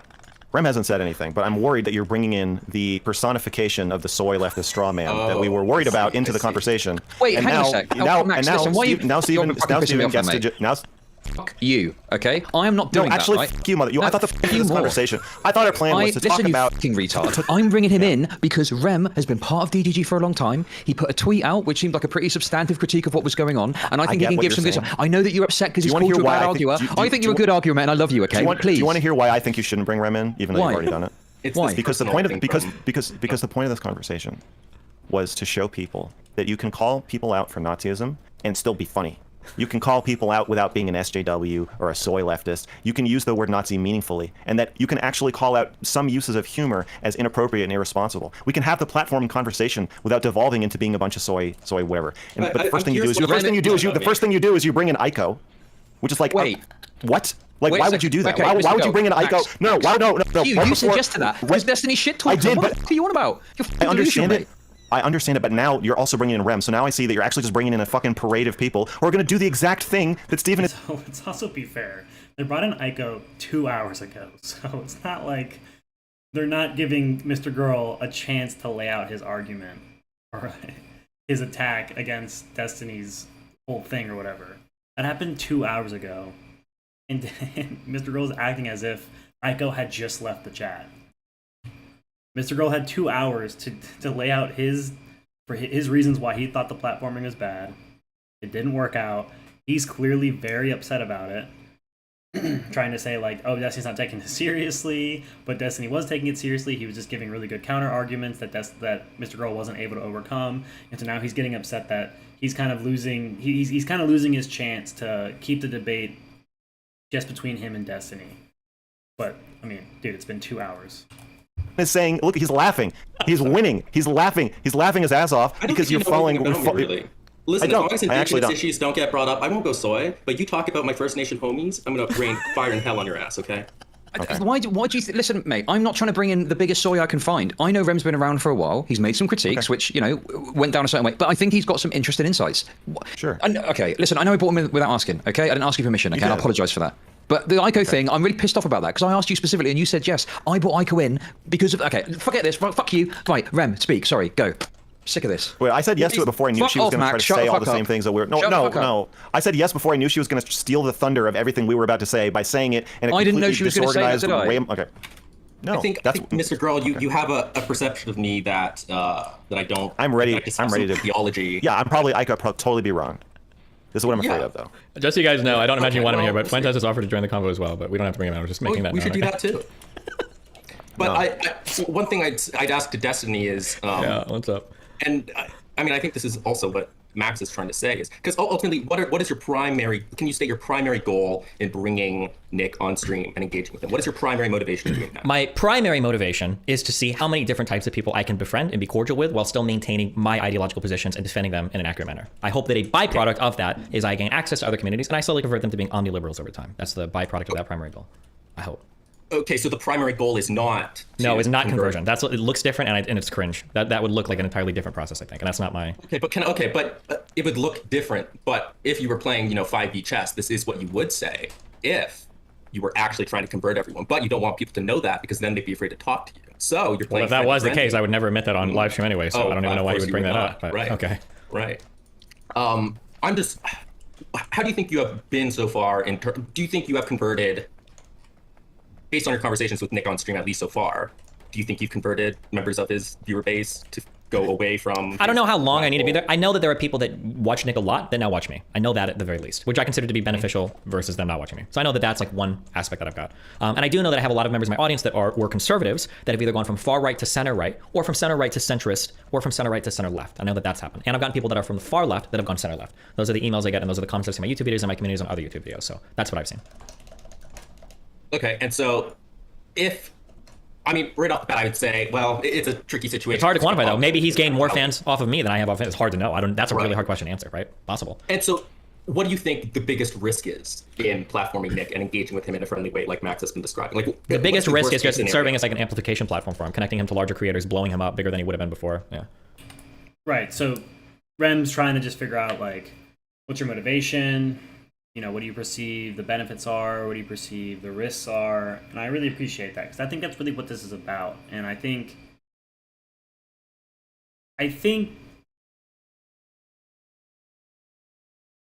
the whole Giga Chad soy thing got away from Chudlogic and MrGirl, where I felt like originally the Giga Chad soy thing was about Destiny using comedy to discuss politics, or you know, use comedy to make edgy jokes that kind of have like a political leaning or whatever. And it got completely away from him. Where MrGirl clearly went, as Chudlogic would say, totally soy. Where he ended up there. We saw that one part where he said, because he wants to kill me. But DeQuentis has never said that.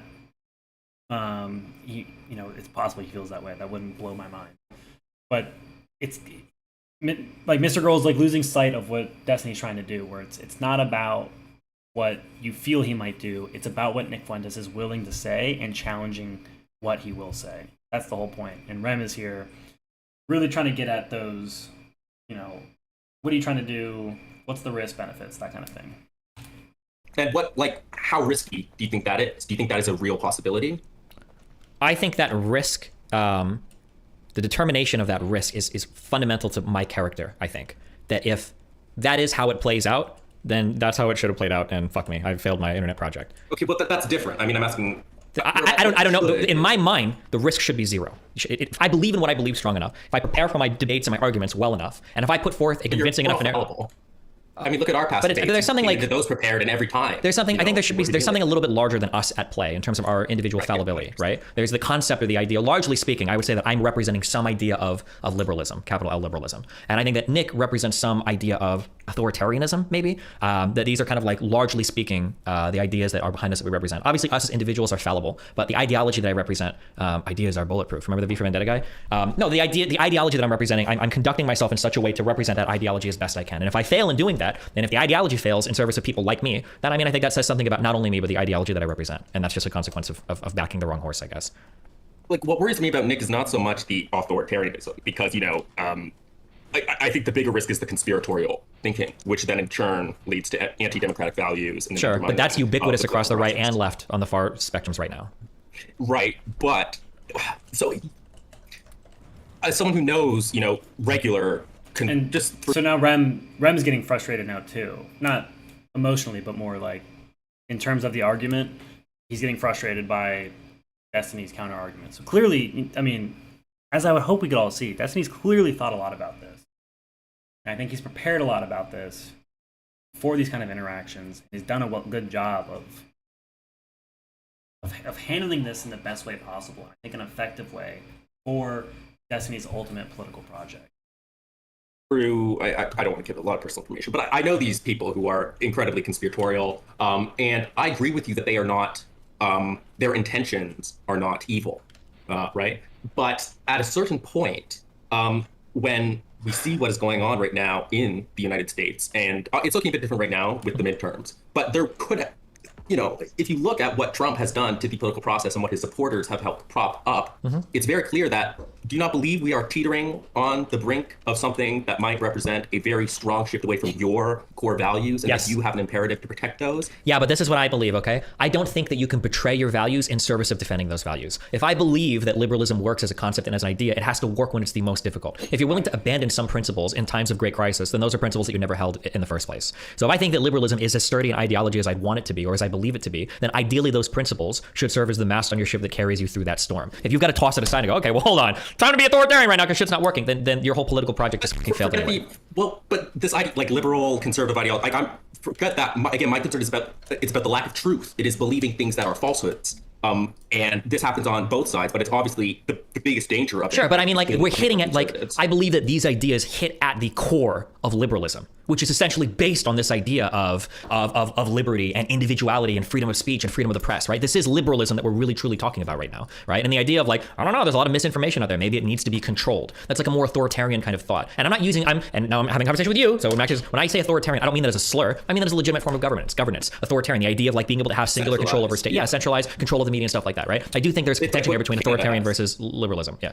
Well, no, hold on. Canada's not an authoritarian state. No way. Well, no. But it's our restrictions on This is such a weird diversion for REM.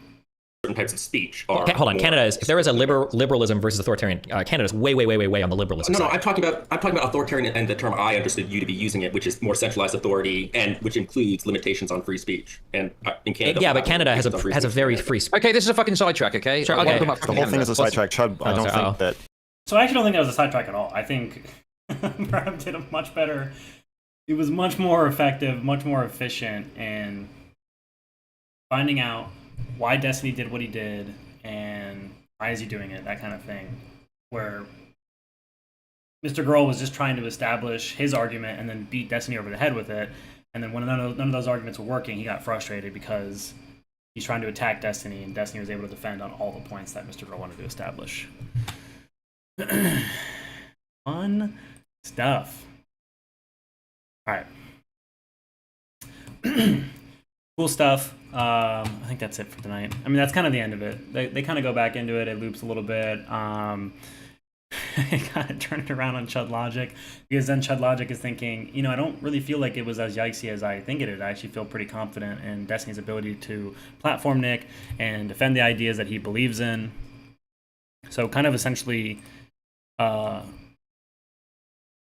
just essentially agreeing with Destiny, and MrGirl gets really upset about that, and then Destiny kind of goes with MrGirl to dogpile Chudlogic, and he gets kind of awkward. And he admits that in the other video I was showing, where he talks about Chud gets emotional. He doesn't really get that emotion. Kind of says, like, this is how I feel. I was kind of being put on the spot. And earlier when I said, like, after Destiny gave one of his rebuttals or whatever, that MrGirl probably at that point, if he really wasn't trying to just win a debate, he should have just left and said, like, okay, like, I hear what you're saying. My arguments are all getting rebutted, and they're getting rebutted well. And I think maybe I need to think more on this to kind of feel out why I feel so uncomfortable with this. Like, to kind of draw a parallel, like Aiko, she came in just completely feelings. She didn't have any kind of thought process for, really why was this bad, what you should do, that kind of thing. It was just like, this is how I feel. I don't really know why I feel this way, but this is just how I feel. And I think Destiny kind of showed that MrGirl should do that. And in the end, MrGirl kind of does say, like, hey, I should be allowed to just say this is how I feel. And it's like, yeah, dude, that's fine. You could have started with this. That's not how you started this. You came in with a very clear prescription in what Destiny should do and shouldn't do, and now we're kind of just getting to you saying that you should just be allowed to feel this way. And no one ever said you shouldn't be allowed to feel that way. That's fine. You kind of came off, like, all the points you tried to lay out to attack Destiny with, and you got rebutted, and now you're kind of just backing up to this thing that, like, I should be allowed to feel soy sometimes. And I don't think anyone ever said you couldn't feel that way, even though the original argument was about, being Giga Chad or being soy, which is fine. Kind of got away with that. It's just kind of, we try to use the case study of Destiny platforming Nick, and it became just, the case became the topic of discussion. It got completely away from being Giga Chad soy, even though in the end it kind of returned to that, but at that point it was a bit of a sham.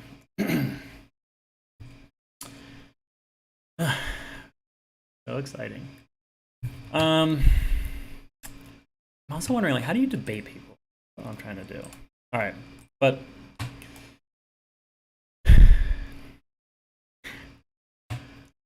it's been real Aboise. See you next Thursday. Working hard or hardly working?